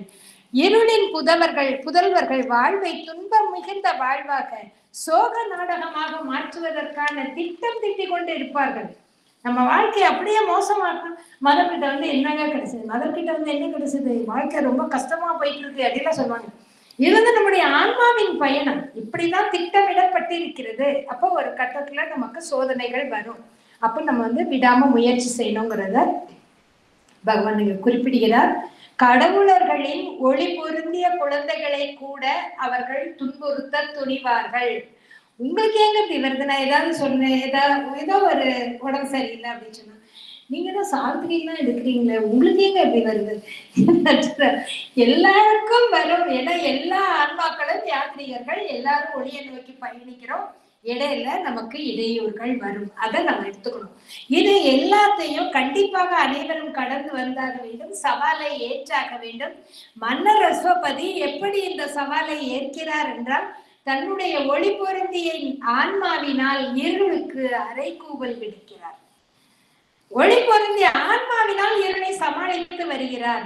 இப்ப நம்ம ஆன்ம ஒளியின் துணை கொண்டு அனைத்து இருளையும் விலக செய்கிறார். நமக்கு மதர் ஒரு மந்திரம் in the name of the mother, for the sake of the mother, by the power of the mother, with the strength of the mother, to all adverse harmful beings or forces I order to quit this place at once and forever. சொல்லுங்க, ஒரு நாளைக்கு quit this place தான், வேற யாருக்கெல்லாம் சொல்லலாம். நமக்குள்ளேயே எத்தனை சக்திகள் நம்மள முன்னேற விடாம பண்ணோம். அதெல்லாம் சொல்லி சொல்லி நம்ம கடந்து வர வேண்டும். கடந்து வரும்போது இறைவன் உதவ முன் வருகிறார். இந்த பொய்மையின் உலகம் எப்படி இருக்கும்லாம் சொல்றாரு. பட் நான் நேரமின்மை காரணமாக அதை விட்டுலாமா, கொஞ்சம் ஸ்கிப் பண்ணிட்டு கடவுளர்களின் பெயரால் மதங்களின் பெயரால் சண்டை சச்சரவுகள்லாம் இருக்கும். இந்த வெடிகுண்டுகள் வைத்து குடியிருப்புகளை கோவில்களை தகர்த்தல் அதெல்லாம் அது சொல்லிட்டு வர்றாரு. இதெல்லாம் ரொம்ப சர்வசாதாரணமா இருக்கும். பாலியல் பலாத்காரம், வன்முறை, கொலை, களவு இதெல்லாம் நிறைய இருக்கு. அதை பார்க்கும்போது இந்த பொய்மையின் உலகத்தை நம்ம பாக்குறோம். இந்த உலகத்துல ஒரு 10 பேர், இன்னைக்கு இப்ப 25 பேர் நம்ம வந்திருக்கோம்னா 25 பேர் இந்த ஒளியை நோக்கிய பயணத்துல இதெல்லாம் இருக்கும்னு உணர்ந்து நம்ம முன்னேற ஆரம்பிச்சோம்னா, one man's perfection still can save the world ன்னு சொன்ன மாதிரி ஒவ்வொருத்தரும் பெர்ஃபெக்ட் ஆகும்போது இந்த உலகம் மாறும். அதை விட்டுட்டு இந்த நியூஸையே பார்த்து இது இப்படி இருக்கு அது இப்படி இருக்குன்னு பேசுறத நம்ம கொஞ்சம் அவாய்ட் பண்ணலாம். அப்புறம் அவர் சொல்றாரு, உணர்வற்ற நிலையில் ஒளி எப்பவும் நமக்கு துணையாக இருக்கிறது. அது எல்லா மாற்றத்தையும் கொண்டு வரும். இந்த இறை ஒளி எல்லா மாற்றத்தையும் கொண்டு வரும்போது வேதனைகள் யாவும் மாறும். உணர்வற்ற நிலையில் உணர்வானது தட்டி எழுப்பப்படும். ஒவ்வொரு அணுவிலும் இந்த வரி எனக்கு ரொம்ப பிடிச்சவர், ஒவ்வொரு அணுவிலும் இறைமையின் வைர எழுத்தானது பொறிக்கப்படும். வைரம் ஒரு வைரம் கூட நம்ம வாங்கலையே, வாங்கி போடலாம்னு ஆசை இருக்கும். ஒவ்வொரு அணுவிலும் வைரமாக ஜொலிக்குவாங்க. எவ்வளவு அற்புதமான! ஒவ்வொரு அணுவிலும் இறைவனின் வைர எழுத்தானது பொறிக்கப்படும். உயிரணுக்கள் யாவற்றிலும் பெருமகிழ்ச்சி பொங்கும். அன்பு, ஆனந்தம், அதிமன உணர்வின் தூது செய்தி இவை யாவும் தெய்வீக ஆனந்தத்தில் திளைத்திருக்கும் உயிரணுக்களின் மீது வரையப்படும். உயிரணுக்கள்ல அன்பு, ஆனந்தம், அந்த அதிமன உணர்வுல இருந்து வரக்கூடிய தூது செய்திகள் அது சொல்லும், நமக்கு எடுத்து கொடுக்கும். அதான் சொன்னேன், நான் சொல்லக்கூடிய என்ற 3 நாள் பயிலரங்கத்திலே ஒரு சில ரகசியங்களை மட்டும்தான் நம்ம ஒரு குறிப்பிட்ட காலகட்டத்துக்குள் சொல்ல முடியும். பட் நிறைய ரகசியங்களை வெளிப்படுத்தும். ஏனென்றால் நம்முடைய உயிரணுக்களில் அவை எழுதப்பட்டிருக்கின்றன. அது எழுதப்பட்டிருக்குங்கிறத நம்ம உள்ளுக்குள்ள போக போக நம்ம உணர்வோம்.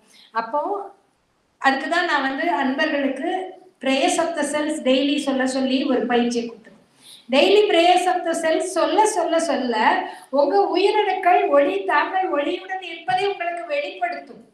அவை வைரம் மாதிரி மின்றதை நமக்கு வெளிப்படுத்தும். இனிமையும் இசைவும் நிரம்பும் ஆன்மாவானது தனது தூய சுடரொளி பிரகாசம் கொண்டு உடலுக்கு ஒளியூட்டும். இறை ஒளி நமக்குள் வளர ஆரம்பிக்கும். இருளையும் பொய்மையையும் கண்டு நாம் அஞ்ச வேண்டியதில்லை. நம்ம இறைமையை நோக்கி முன்னேறோம். 9th step, the paradise of the life gods, உயிர் சக்தியினுடைய கடவுளர்களின் சொர்க்கம். இந்த பிரச்சனை எல்லாம், அதாவது டிசென்ட் இன்டு நைட், பொய்மை, இதெல்லாம் தாண்டி வரும்போது, தாண்டி வர்றதுக்கு உயிர் சக்தி எவ்வளவு ஆற்றலோட இருக்கும். அப்ப வந்த உடனே சொர்க்கம் தான் அடுத்து. உயிர் சக்தியினுடைய சொர்க்கங்கள் அங்க உள்ள கடவுளர்களை பாக்குறாரு. அப்போ ஒளியார்ந்த பகற்பொழுது மின்னுகிறது. இறை பரவசத்தின் சுடர் ஒளி நிலவுகிறது. அங்கு நிலவும் சந்தோஷம் தெய்வீக தேன் இனிமை கொண்டு போதையிட்டப்பட்டதாக இருக்கிறது.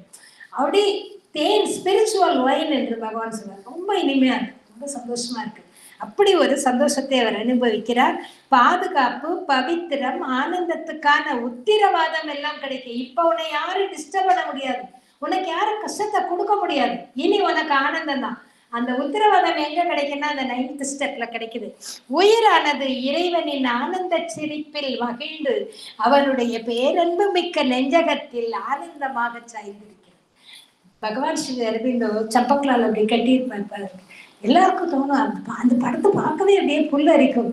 அவர் சொல்றாரு, உயிர் இந்த நிலைக்கு உயிர் சக்தி உயரும் போது இறைவனின் ஆனந்த சிரிப்பில் மகிழ்ந்து, அவர் நம்மளை பார்த்து சிரிக்கிறார், மகிழ்ந்து அவரை நெஞ்சோடு கட்டிக்கொள்கிறோம். அந்த நெஞ்சகத்தில் நம்முடைய உயிர் சக்தியானது ஆனந்தமாக சாய்ந்திருக்கிறது, இந்த நிலையை எட்டுகிறது. அவர் நம்முடைய ஆன்மாக்களை பார்க்கிறார். அற்புதமான சௌந்தரிய தேவ கானங்கள் எல்லாம் அப்ப அற்புதமான சௌந்தரிய லோகங்கள் காட்சி தருகின்றன. தேவ கானங்கள் கேட்கின்றன. இறைவன் நம்மளை அணைச்சுக்கிறார், அன்போடு அணைச்சுக்கிறாரு. அந்த நிலை எப்படி இருக்கும்? இப்படி ஒரு அனுபவங்களை சாவித்திரி கொடுக்கிறது. அப்போ அங்க இருக்கும் கடவுளர்கள் எல்லாம் மன்னர் அஸ்வபதியை வரவேற்க வருகிறார்கள். இங்க மன்னர் அஸ்வபதி சாவித்திரின்னு சொல்ற இடம்லாம் நம்மளை போட்டுக்கோங்க. நம்ம உயிர் சக்தி உயர்ந்தா கடவுளர்கள்லாம் நம்மளை வரவேற்க வராங்களாம். வந்து சாந்தியும் புனிதமான ஓய்வையும் நமக்கு தருகிறார்கள். இவ்வளவு நாள் கஷ்டப்பட்டு இந்த பாதையெல்லாம் கடந்து வந்துட்டு இல்லப்பா, சாந்தி, பீஸ் பீஸ் பீஸ் சொல்ற மாதிரி அந்த சாந்திய ஓய்வும் கொடுக்குறாங்க. தெய்வீக அரவணைப்பில் காயங்கள் யாரும் மாறுகின்றன. எவ்வளவு காயப்பட்டிருப்போம் அந்த வாழ்க்கையில. இந்த நிலைக்கு போகும்போது அந்த காயங்கள், இதை நான் என்னுடைய அனுபவ பதிவில் குறிப்பிட்டு இருப்பேன், எனக்கு ஞாபகம் இருக்கிறது. அன்னையிடம் வந்தால் என்ன வரம் கிடைக்கும்? அன்னையிடம் வந்தால் காயங்கள் ஆறுகின்றன. நாள்பட்ட ஆறாத ரணமாக நம்முடைய இதயத்தில் மனதில் பதிவாகி இருக்கும் காயங்கள் எல்லாம் நிமிஷ பொழுதுல மாறிடும். அந்த காயங்கள் ஆறுகின்றன. உடலானது, இன்னொரு சீக்ரெட் இங்க சொல்றாரு பாருங்க, உடலானது தன்னுடைய பார்க்கும் திறன் மூலமாகவும் கேட்கும் திறன் மூலமாகவும் ஆன்மீக ஆற்றலை ஈர்த்து உள்வாங்கிக் கொள்கிறது. உடலுக்கு ஒரு கட்ட வயசு வரும்போது பார்க்கும் திறன் குறையுது, கேட்கும் திறன் குறையுது அப்படின்னு நம்ம சொல்றோம். இது புற உடலுக்கு. உள்முகமாக போகும்போது பார்க்கும் திறன் மூலம் கேட்கும் திறன் மூலம் ஆன்மீக ஆற்றலை ஈர்த்து கொள்கிறது. இப்ப அங்க வந்துட்டு ஒரு மதர் பாக்குறோம், பார்க்கும் போதே நம்முடைய பார்வையின் மூலமாக அந்த ஆற்றலை ரிசீவ் பண்றோம், கேட்கும். அந்த அளவுக்கு புலன்கள் திறன் பெறுகின்றன. பேரிறைமையை எட்டுவதற்கு பேருணர்வை சாலையாக பயன்படுத்த வேண்டும் என்று புரிந்து கொள்கிறது. எது சாலை? எந்த ரோடு வழியா போனோம்? இப்ப மேப் இந்த உடனே கூகுள் மேப் போடு. இப்ப நமக்கு மதர் அழகா மேப் போட்டு கொடுத்துருக்காங்க. இப்ப நம்ம போக வேண்டியதுதான் பார்க்கிங். அவ்வளவு அழகா மேப். இப்ப இதுக்கு சாலை எந்த ரோடு பிடிக்கணும்? சந்து பொந்து வழியா வந்துட்டோம். இப்ப மெயின் ரோடு பிடிச்சாகணும். மெயின் ரோடு எதுன்னா டிவைன் கான்சியஸ்னஸ், பேருணர்வை சாலையாக பயன்படுத்த வேண்டும். அதன் வழியாகத்தான் நாம் செல்ல முடியும். இந்த 9வது படிநிலையை எட்டும் போது நம்முடைய உடல் புலன்கள் எல்லாமே எனர்ஜி ரிசீவ் பண்ணக்கூடிய, மதர் சொல்றாங்களே ரிசப்டிவிட்டி, அந்த ரிசப்டிவிட்டி எப்ப வரும்னா இந்த படிநிலையை எட்டும் போது நமக்கு பூரணமாக கிடைக்கிறது. அப்போ இறைவன் அன்பின் சொரூபமாக வந்து மன்னர் அஸ்வபதியை ஆட்கொள்கிறார். இறை அன்பானது தனது திருக்கரத்தை அவர் மேனி மீது பதிக்கிறது. பிசிக்கல் பாடி என்று பகவான் குறிப்பிட்டிருப்பார். நான் பேஜ் நம்பர் நோட் பண்ணல இதுல, பட் நான் சொல்றேன், மன்னர் அஸ்வபதியினுடைய பிசிக்கல் பாடியை இறைவன் அன்பு கரம் கொண்டு தொடுகிறார். பிசிக்கல் இத வந்து திருவாசகத்துல வரும். புவனியில் சேவடி தீண்டினன் காண்க, நான் அவருடைய சேவடியை தொட்டேன், இந்த உலகத்தில் தொட்டேன் என்று சொல்வார். அப்போ அதே மாதிரி இறைவன் நம்மை வந்து தொடக்கூடிய ஸ்பரிசத்தை நாம் உணர்வோம். All can be done if the god touches the. எங்க போகும்போது 9வது படிநிலை ஏறும்போது இறைவன் நம்மை வந்து தொடுகிறார். சச்சிதானந்த பேரிரை அம்சத்தில் ஆனந்த துளி ஒன்று நமக்குள் இறங்குகிறது. லிட்டரி கிஃப்ட் தான், ஆனா அது கொடுக்கும் சந்தோஷமோ அளவற்றது. அன்புதான் இறைவன் என்பதை உணர்ந்து கொள்கிறோம். பரிபூரண அன்பும் பரிபூரண இசைவும் அப்போது நமக்குள் ஏற்படுகிறது. இப்போ அடுத்து உள்முகமாக முன்னேறுகிறோம். இறை ஆனந்தம் நமக்கு வலிமை சேர்க்கிறது. 4:30.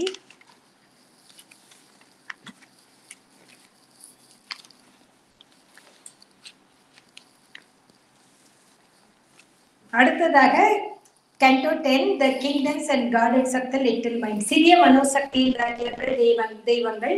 மனம் வந்து பிராணனை கடந்த போது மனோமயதளம். இந்த மனோமயத்துல சாதாரண நிலை இருக்கு. அந்த மனதை வந்து அத்தனை நேர பகவான் வந்து கொடுத்திருப்பாரு. இந்த மனசு தானே என்ன பாடுபடுத்துது. அப்போ எல்லாம் நம்ம ஆன்ம வளர்ச்சியில ஆரம்ப கட்டத்துல இருக்கும்போது மனசு வந்து ரொம்ப டெவலப் ஆயிருக்காது. அப்ப வந்து உடனே என்ன சொன்னா கேட்டுப்போம், யார் சொன்னா. இப்ப அப்படி இல்லை. ஏன் எதுக்கு யோசி, கேள்வி கேட்கணும். அதெல்லாம் அப்ப மனசு டெவலப் ஆகல, அதனால நமக்கு அப்ப தெரியல. இப்ப படிப்படியாக மனம் வளர்கிறது. மனம் வளர்ந்தவுடன் வளர வளர பண்ற சேட்டை தாங்க முடியாது. அது ரொம்ப சேட்டை பண்ணுது மனசு.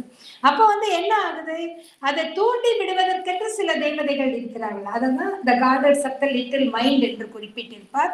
இப்ப இந்த physical mind, vital mind, reasoning mind என்று முதல் 3 படித்தரங்கள் உடல் பற்றியே சிந்திக்கும். பிசிக்கல் பத்தியே தான் அதுக்கு நாட்டம். சாப்பிடணும், தூங்கணும், சொகுசு சௌகரியம், அதே தான் நாடும். அடுத்து வைட்டல் மைண்ட், ஆசை ஆசை ஆசை ஆசை ஆசையிலே இருக்கும். இதுக்கு ஆசை, அதுக்கு ஆசை, அதுக்கு ஆசை அலையும். அப்ப இறைவனை நோக்கி திரும்பாரு. உடனே இதுல என்ன சொல்லுவாங்க, அந்த வார்த்தை மட்டும் எடுத்துப்பாங்க. அத்தனைக்கும் ஆசைப்படுன்னு அவர் சொன்னாரு. அத்தனைக்கும் ஆசைப்படு என்றால் இறைவரங்கள் அத்தனையும் உனக்கு கிடைக்கும், ஆசைப்படு. அப்படி நம்ம எடுத்துக்கிறது இல்லை. இந்த கடையை பார்த்தா ஆசை, அந்த கடையை பார்த்தா ஆசை, இந்த கடைக்கு போகணும், எல்லா அனுபவங்களையும் ருசிக்க ஆசை. அதான் வைட்டல் மைண்ட். பகுத்தறிவு மனம். இது வந்து பகுத்தறிவு செயல்பாடு வந்த பிறகு அந்த நிலையில இருக்கும்போது இறைமையை நோக்கி எல்லாம் முன்னேறது. என்ன நிறைய பேர் சொல்லணும், உனக்கு என்ன தெரியும், சும்மா ஆன்மா இறைவன் பேசிட்டா போதுமா? இப்போ உலகம் எப்படி டெவலப் ஆயிட்டு போகுது தெரியுமா? தொழில்நுட்பம் எவ்வளவு டெவலப் ஆயிருக்கு, விஞ்ஞானம் எவ்வளவு வளர்ந்துருக்கு. ஆன்மா ஆன்மான்னு சொன்னா நடக்குமா அப்படின்னா, விஞ்ஞானத்தை தாண்டி மெஞ்ஞானம் வளர்ந்து கொண்டு போகிறது என்பதை அறியாதவர்கள் இதிலேயே தான் நிற்பாங்க. விஞ்ஞானம் வேணும், பகவான் சொல்றாரு. விஞ்ஞானத்தை புறக்கணிக்கவில்லை அவர், விஞ்ஞானத்தை பயன்படுத்தி இறைமையை நோக்கி முன்னேற வேண்டும் என்று சொல்கிறார். அப்ப வந்து எதையுமே நம்ம அரைக்குறையா புரிஞ்சுட்டு நம்ம இது பண்ண முடியாது. ஸோ அப்போ இந்த வைட்டல் மைண்ட், டிசைர் மைண்ட் அதெல்லாம் தாண்டி பகுத்தறிவு மனம், இது திறமையான நிர்வாகி. நமக்கு தெரியலன்னா இந்த லாயரம்மா இருக்காங்க, அவங்க கிட்ட கேட்கலாம், இதுக்கு என்ன சொல்லுங்க அப்படின்னு. பெரியவங்க கிட்ட கேட்போம். இந்த வசலம்மா பேங்க்ல, என்னோட வந்தவங்க எல்லாம் அவங்க வசலம்மா பேங்க்ல ஒர்க் பண்ணவங்க, மீரா பிஎஸ்என்எல் ஒர்க் பண்ணவங்க. அப்ப நான் தான் ஒர்க் பண்ணாத ஹவுஸ் ஒய்ஃப். நான் சொல்லுவேன், நீங்களாம் ஒர்க் பண்றவங்க பிரதிபா, நான் வந்து ஒரு ஹவுஸ் ஒய்ஃப், வெட்டி ஆஃபீஸர். நீ வெட்டி ஆஃபீஸர் நீனக்கா கோவம், நீ மதர் ஆஃபீஸ்ல ஒர்க் பண்ற, நீயே உன்னைய வெட்டின்னு சொல்லி.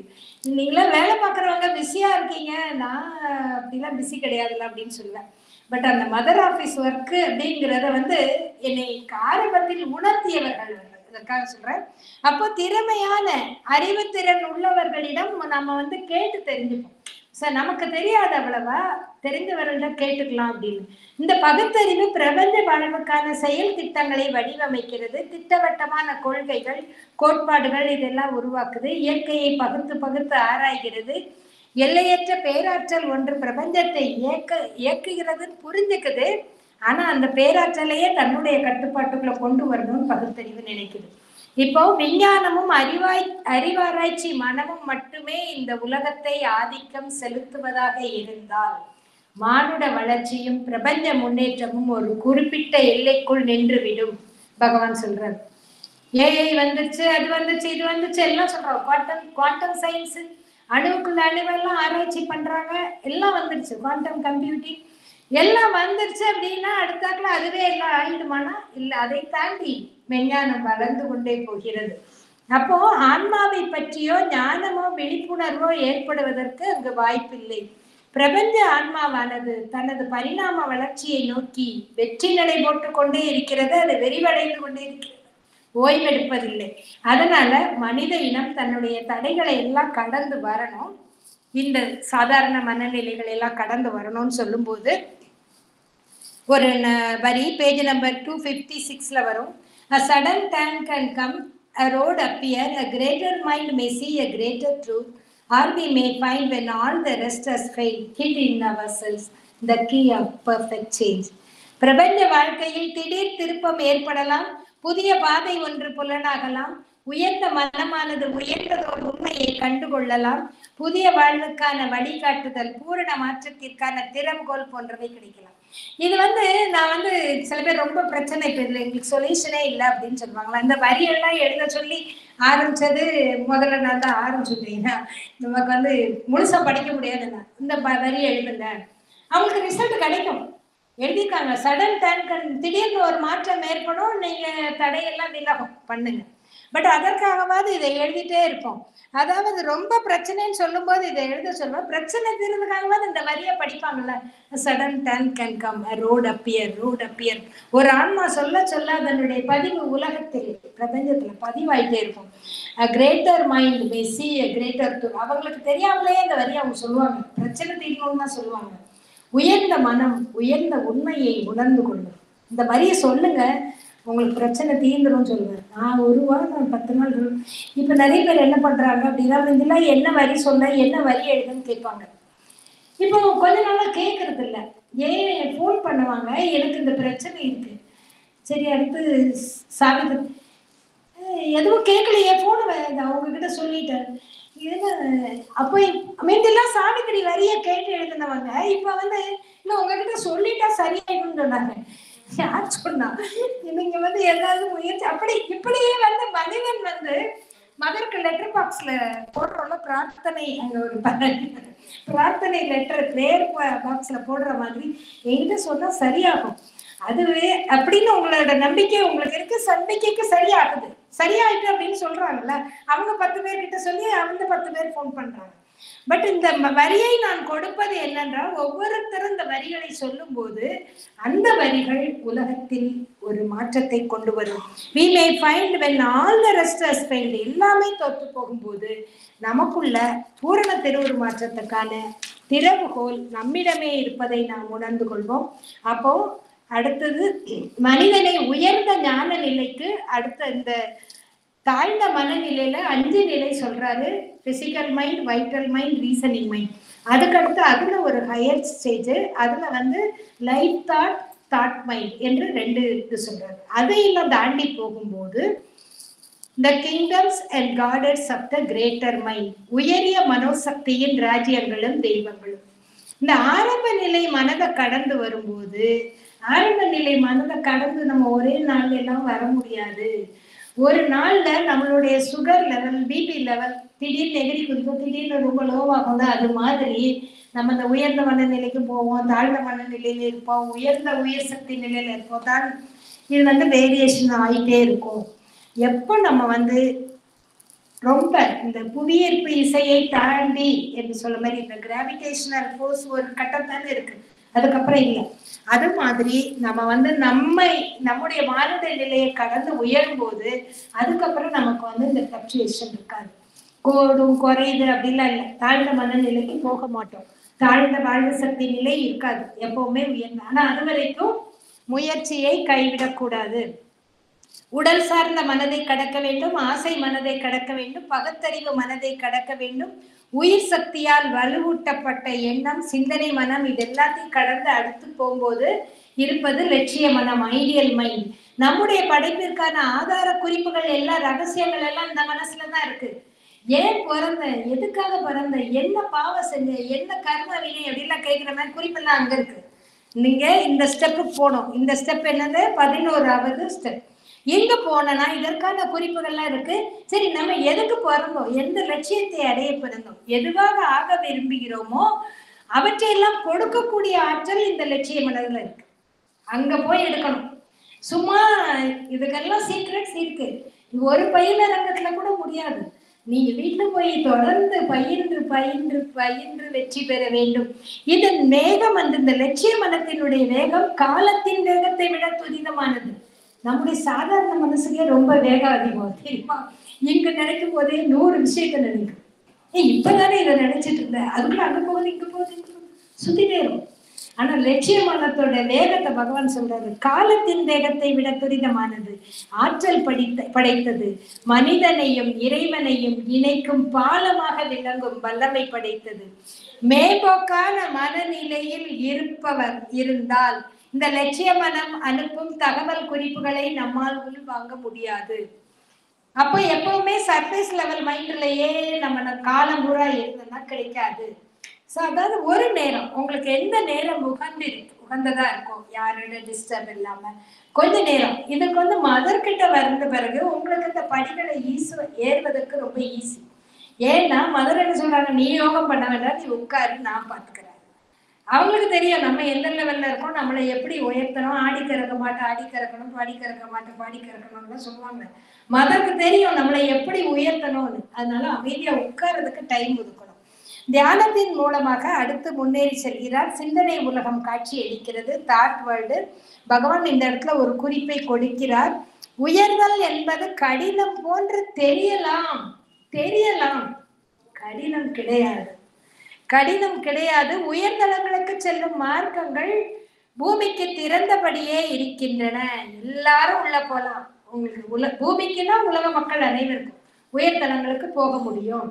அங்க நீங்க தான் போலாம் பாகுபாடு கிடையாது. ஆர்வம் இருக்கிறதா என்று மட்டும் ஆராய்கிறார்கள். நான் மேல வரணும், எப்படியாவது மேல வரணும் அப்படின்னு ஆர்வம் இருக்கா அப்படின்னு மட்டும்தான் பாக்குறாங்க. ஆர்வம் இருப்பதை அறிந்தால், இந்த பாயிண்ட்ஸ் எதுவுமே சொந்த கருத்து இதெல்லாம் கிடையாது, பகவானுடைய வார்த்தைகள். ஆர்வம் இருப்பதை அறிந்தால் அனைத்து உதவிகளையும் செய்ய முன்வருகிறார்கள். ஆன்மாக்களின் ஏறுமுக பயணத்திற்கான படிக்கட்டுகளின் பாதுகாவலர்களாக விளங்கும் இவர்கள் இறைமைக்கான தேடலை மேற்கொண்டு வரும் ஆன்மாக்களை ஆசீர்வதிக்கிறார்கள். படிக்கட்டுக்கெல்லாம் பாதுகாவலர்கள் நிற்கிறார்கள். நம்ம இப்ப ஆசிரம் படிக்கட்டுல ஏறும்போது அங்கங்க ஒரு சாதகர் நிற்பாங்க. அது மாதிரி இங்க படிக்கட்டுகளில் நிற்கிறார்கள் உயர் மனமய தேவதைகள். யாரு ஆர்வத்தோட வராங்களோ அவங்கள பிளஸ் பண்றாங்க. இவ்வளவு தூரம் வந்துட்டீங்களா, இறை மாளிகைக்கான மந்திர திறவுகோள்களை தயார் நிலையில் வைத்துக் கொண்டு உதவ காத்திருக்கிறார்கள். மேஜிக் கீஸ் சொல்லிடுறாங்க. மேஜிக் கீஸ் கையில வச்சுட்டு ரெடியா இருக்காங்க. இந்த மாளிகை உனக்காக தான் இருக்கு, உள்ள போனோம் அப்படின்னு ரெடியா இருக்காங்க. ஞான வரங்களை அருளுகிறார்கள். உயிராற்றலை பிரம்மாண்டமான தன்மைகள் கொண்டு நிரப்புகிறார்கள். நம்முடைய உயிர் சக்தி இன்னும் பலப்படுத்துறாங்க. உயிர் சக்தியை பிரம்மாண்டமான ஆற்றல் கொண்டு நிரப்புகிறார்கள். இறை ஞானத்தை சூட்சும குறிப்புகள் கொண்டு வழங்குகிறார்கள். ஞானத்தை அப்படின்னா சூட்சுமமா சொல்றாங்க. ஒரு குறிப்பு, குறிப்பு கொண்டு வழங்குகிறார்கள். மனம் அமைதி அடைகிறது. ஒளியின் ஊடுருவல் நிகழ ஆரம்பிக்கிறது. அப்போது உண்மை என்னும் தேவதையாகிய இறைவி மனிதனுள் பிரசன்னமாகிறாள். அப்பவே தேவியோட ஒரு சின்ன கடாட்சம் கிடைக்க ஆரம்பிக்கிறது. அன்னையை மையமாக வைத்து வாழ்வை மனிதன் அப்போது அமைத்துக் கொள்கிறான். வாழ்க்கை புதிதாக மலர்கிறது. உன்னத வாழ்வுக்கான தொடக்கம் ஏற்படுகிறது.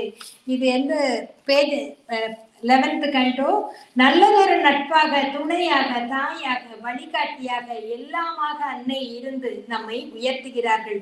தேடலோடு யார் இருக்கிறார்களோ அவர்களுக்கு இந்த உயர் மனோமய மாளிகையின் கதவுகள் திறக்கின்றன. இது 11வது படிநிலை. ஓயாமல் தாழ்ந்த மனநிலைக்கு இடம் கொடுக்காமல் உயர்ந்த மனநிலையில் இருந்தால் லட்சிய மனத்தின் சொர்க்கங்கள் என்ற நிலையை நாம் அடைகிறோம். மன்னர் அஸ்வபதி இந்த ஹெவன்ஸ் ஆஃப் த ஐடியலோட நான் இன்னைக்கு பகுதியை நிறைவு செய்கிறேன். நான் டைம் ஆயிடும். லட்சிய மனத்தின் ஆக்சுவலா 18 திருப்படிகளே ஏறிடலாம்னு நினைச்சேன். கொஞ்சம் ஸ்லோ ஆயிட்டு. நாளைக்கு கரெக்டா ஷார்ப்பா 3 o'clock ஆரம்பிச்சிடலாம். அப்பனா நம்ம ஓரளவுக்கு 3 நாள் கண்டிப்பா முடிப்போம்.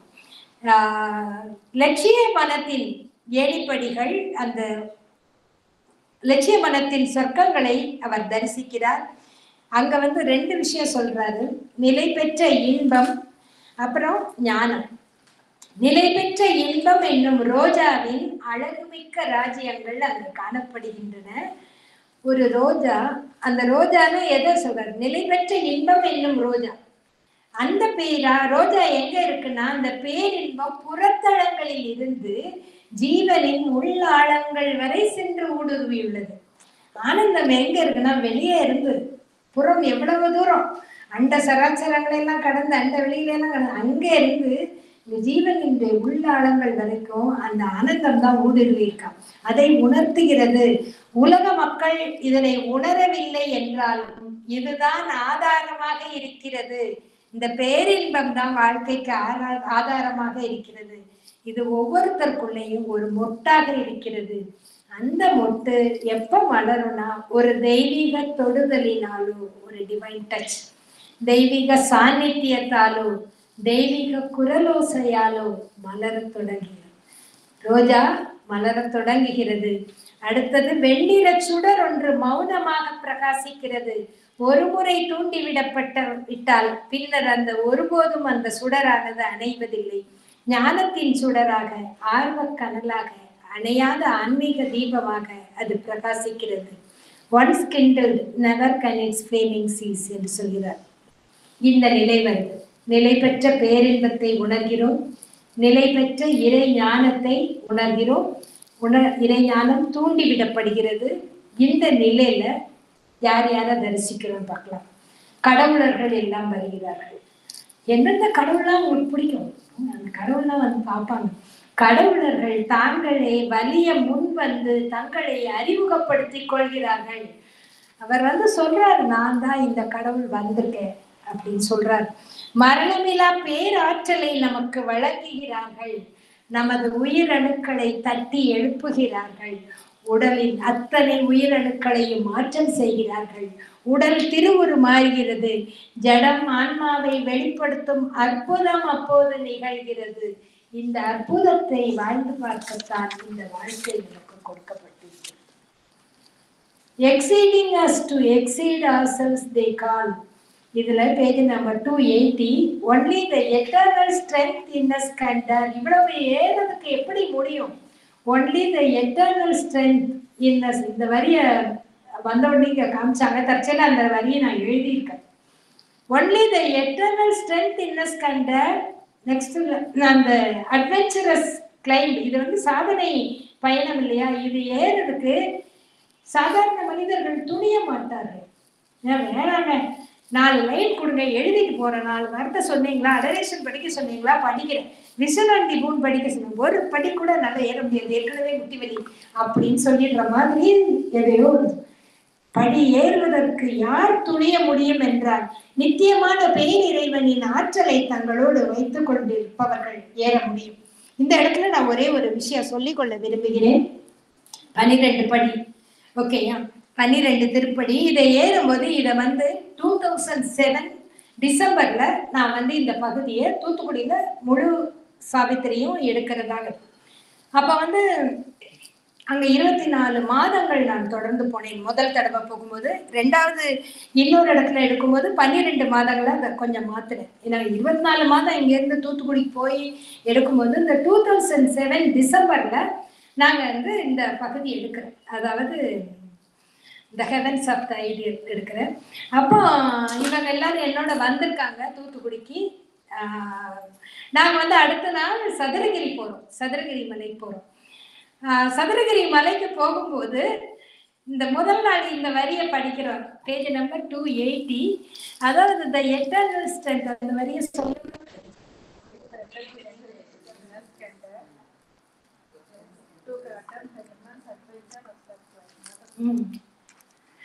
அந்த அட்வென்ச்சரஸ் கிளைம், இந்த சதுரகிரி மலையை ஏறுவது, to attempt the immense adventure of the climb and the sacrifice of all we cherish here.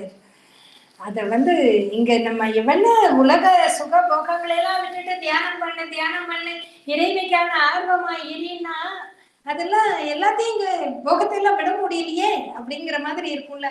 இதெல்லாம் தாண்டி அந்த உயர்நிலையை எட்டுவதற்கு அந்த இறை வலிமை நமக்கு வேண்டும். அந்த இறை வலிமையோடு அவர் பயணிக்கிறார் அப்படின்னு வரும். அடுத்த நாள் சதுரகிரி மலை ஏறணும். சதுரகிரி மலை ஏறணும். ஏற்கனவே அந்த முதல் நாள் வந்து என்னோட ஹெல்த் வேற சரியில்லாம இருந்தது. டாக்டர்ஸ் வந்து படி கூட ஏறக்கூடாதுன்னு சொன்ன நிலையில சதுரகிரி மலை ஏற போறேன். அப்ப வந்து இந்த வரி, இந்த வார்த்தைகள் ஏனென்றால் எதற்காக சொல்றேன்னா, மந்திர வரிகளுக்கு அவ்வளவு சக்தி இருக்கிறது. Only the eternal strength exceeding us to exceed ourselves they call. நம்ம இப்ப இருக்கிறோமா, இதை தாண்டி அவனை விட நாம் முன்னேறிடணும், இவங்களை விட நம்ம முன்னேறிடணும், நம்ம குடும்பத்துல எல்லாரையும் விட நம்ம முன்னேறி வாழ்ந்து காட்டணும். முதல்ல நம்மளை விட நம்ம முன்னேறணும். நேற்று இருந்த என்னை விட இன்று இருக்கும் நான் இன்னும் முன்னேற வேண்டும் என்ற உணர்வை முதல்ல நமக்குள்ள பதிக்கணும். அதற்கு அந்த நித்தியமான இறை வலிமை நமக்கு உதவும். அந்த நிலைக்கு அந்த சதுரகிரி மலை ஏறும்போது நிறைய இடத்துல வந்து நான் கொஞ்சம் ஸ்டம்பிள் ஆனேன். அவங்கெல்லாம் முதல்ல கடகடன் ஏறி போயிட்டாங்க. எனக்கு ஏற முடியல, ஏன்னா ஆல்ரெடி உடல்ல நான் சரியில்லாம இருந்ததுனால. இந்த ஒரு வரி எனக்கு பெரிய அற்புதங்களை செய்து கொடுத்தது. அதனால ஒவ்வொரு வரியும் மந்திரமே, ஒவ்வொரு வார்த்தையும் மந்திரமே. இதில் இருப்பது முழுக்க முழுக்க ரகசியங்கள். இந்த ரகசியங்களை அன்பர்கள் எல்லாரும் பயன்படுத்த வேண்டும். நமக்கு இவ்வளவு பெரிய பாக்கியம் இருக்கு, இவ்வளவு ரிச்சஸ் ஸ்பிரிச்சுவல் ரிச்சஸ், இதெல்லாம் பயன்படுத்தாம ஐயோ ஒண்ணு இல்லைன்னு சொல்லி புலம்பலாமா? நம்ம எவ்வளவு ரிச்சஸ் இருக்கு. இந்த அற்புதத்தை பார்க்கத்தான் வாழ்வு என்னும் பரிசு நமக்கு கொடுக்கப்பட்டுள்ளது. இறை பெருநிலைகள் யாவும் உடலுக்கும் கிடைக்கின்றன. உடலுக்கு கிடைக்குதுங்கிறாரு. உடல் ஏறிச்சு, ஏற முடியாதது. முதல் நாள் டாக்டர் ரிப்போர்ட் நீங்க படி கூட ஏறக்கூடாதுன்னு சொல்லி எவ்வளவோ எதிர்ப்பு கிடையாது. இன்னைக்கு மலை ஏறி போனேன். உடலுக்கு அந்த எனக்கு வந்து பிளஸிங் கிடைச்சது, என்னை அடுத்தது ஏற முடிந்தது. அதே மாதிரி ஒரு பிசிக்கலா ஒரு மலை ஏற்றம் போன்று, ஒரு சாகச பயணம் போன்றுதான் நம்முடைய யோக பயணம். ஒவ்வொரு ஸ்டெப்பா ஏறி போகும்போது நிறைய நாள் ஏறி ஒரே நாள்ல இறங்கணும். அப்போ இதே மாதிரிதான் நம்முடைய உள்முக பயணமும். அந்த ஏறுமுக பயணத்துக்கும் கொஞ்சம் கஷ்டம் இருக்கும். இறை வலிமையை சார்ந்து நம்ம இருக்கும்போது நம்மளால கண்டிப்பாக ஏற முடியும். அப்ப காலத்தின் துன்பம் தரும் பிடிகளில் இருந்து நாம் விடுபடுகிறோம். அப்ப என்னெல்லாம் கிடைக்குதுங்கிறத பகவான் சொல்றாரு. கடவுளர்கள் காட்சி தருகிறார்கள், உயிராற்றலை வலுப்படுத்துகிறார்கள், மனதை அமைதியடைய செய்கிறார்கள், ஒளியின் ஊடுருவல் நிகழ்கிறது, காலத்தின் துன்பம் தரும். அப்ப எனக்கு 7 சனி 8 சனி அங்க இருக்கு, புதன் இதுல இருக்காரு, குரு இதுல இருக்காரு, எதை பத்தி டைம் சரியில்லையே கிடையாது. காலத்தின் துன்பம் தரும் பிடியிலிருந்து நாம் விடுபடுகிறோம். காலம் நமக்கு நட்பாகிறது.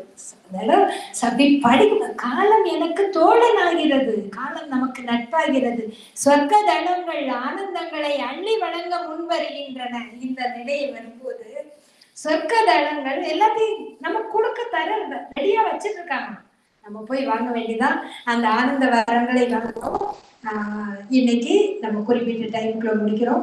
ஒரு 1 மினிட் எல்லாரும் அப்படியே இருந்த நிலையில இருந்து ஒரு 1 மினிட் மெடிடேட் பண்ணிட்டு இந்த செஷன் நம்ம நிறைவு செய்யலாம்.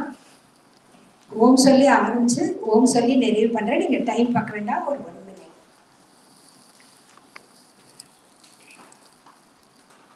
இன்று நாம் கேட்ட அந்த ஆனந்த வரங்கள் எல்லாம் நமக்கும் சித்திக்கணும். அந்த இறை வலிமையின் உதவியோடு, இறை துணையோடு நம்ம அடுத்தடுத்த லெவல்ல ரீச் ஆகிறதுக்கு நம்முடைய அன்னையினுடைய திருக்கரங்களை பிடித்து கொண்டு அன்னையின் வழி நடத்தலோடு நாம் அந்த ஏறுமுக பயணத்தை தொடர்வோம்.